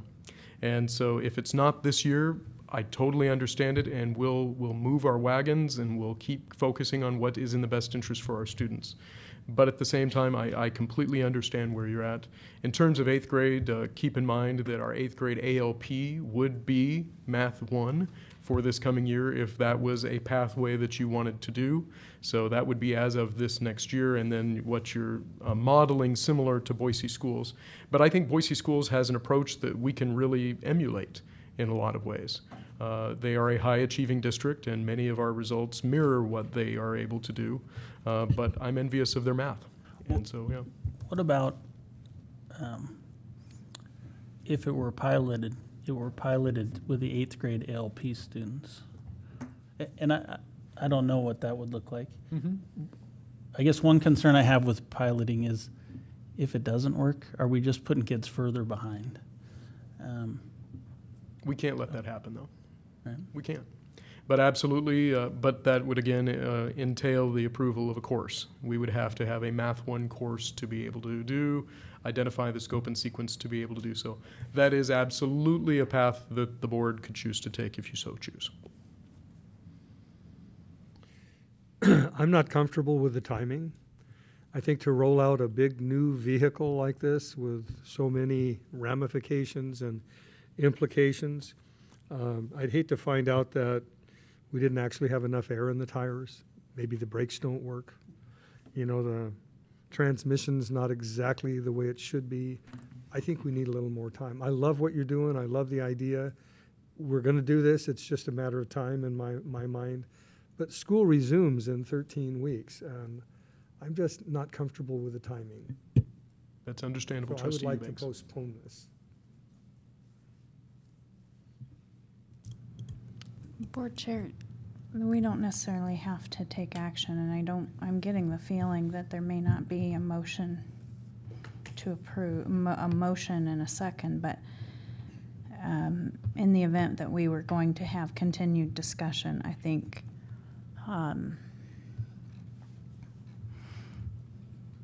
number one, I'd like to see a long-term strategic math plan that included all-encompassing grades, student involvement, what their day-to-day might look like based on the grade level. I'd like to see what the rollout may be for, keeping up with math curriculum. My second point is I'm disappointed that the math texts we've purchased during this term, now we're all of a sudden having to revamp how we're using those math texts. There's been some questions about even the math texts in the current practice that's been brought to me by constituents. That being said, I absolutely am not willing to treat our students as canaries in the mine. And that's how I feel this is. I hate to be that blunt, but I don't want our kids to be canaries in the mine. And I think it's unfair to focus more additionally on their data. And sometimes when you get down into specific classes with data, it becomes a problem with privacy as far as what can be shared with the public. And I believe that this needs to absolutely be transparent. And to be honest with you, I'm not even sold on the integrated math approach because I'd like to see, do we know what Post Falls is doing? Do we know what Lakeland is doing? Because I can tell you what Charter's doing. They are not doing integrated. They're doing a traditional math. Now, I understand Charter is apples and oranges, but when you look at our percentage of math scores, we have a lot more room for improvement than Charter does. So to me, it comes down to professional development, adequate support, and adequate resources for our students to use. I'm not willing to have my child in that class, whatever it is, until it's been a little bit more, until data can be shown elsewhere. I think part of it has to do with the fact that this has created what feels like very quickly, very rushed, in order to have something roll out in the fall. We need to take more time. We need to know and have a better sense that when we do introduce this approach, that it is, the board members, the administrative staff, the parents who are interested enough to know about it, have a confidence level that they're willing to let their kid take the class. And so I'm not even in favor of piloting right now because I just feel like it's the responsibility on our part is too much, and the consequences of not hitting the mark could have lifelong effects for a student who struggles naturally with math. So that's where I'm at, and I know that there's been a lot of hard work and effort, but I also trust that the hard work and effort, if the board so chooses, will continue, and I have a feeling it could continue with a wider audience with more time and advance notice as to the collaboration that can happen. Thank you.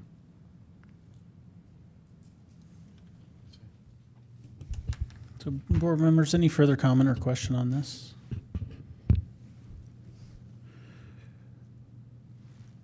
I would agree with Ms. Hazel that I don't think we are going to have a motion coming out of this, but I think we need to ask.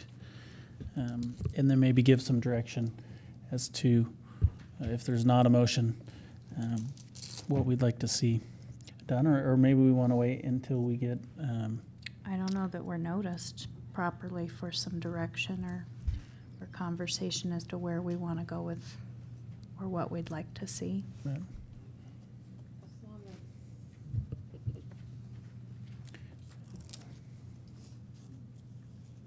Ugh.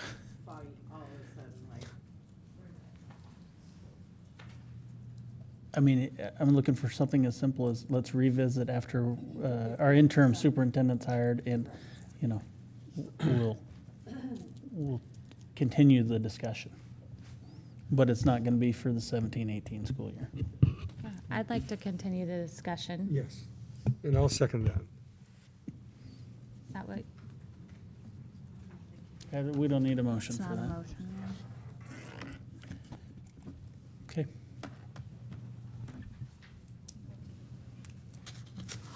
You're not done Do you yet. have any questions, Dr. Connell, on that? No, I think we're fine. There's some things, obviously, with professional development, we'll move forward. And I think with the trustees' comments tonight, I think we do have some direction on what you would like to see. Lots of notes. Okay, thank you both, and thank you to Ryan for a lot of work and all the others.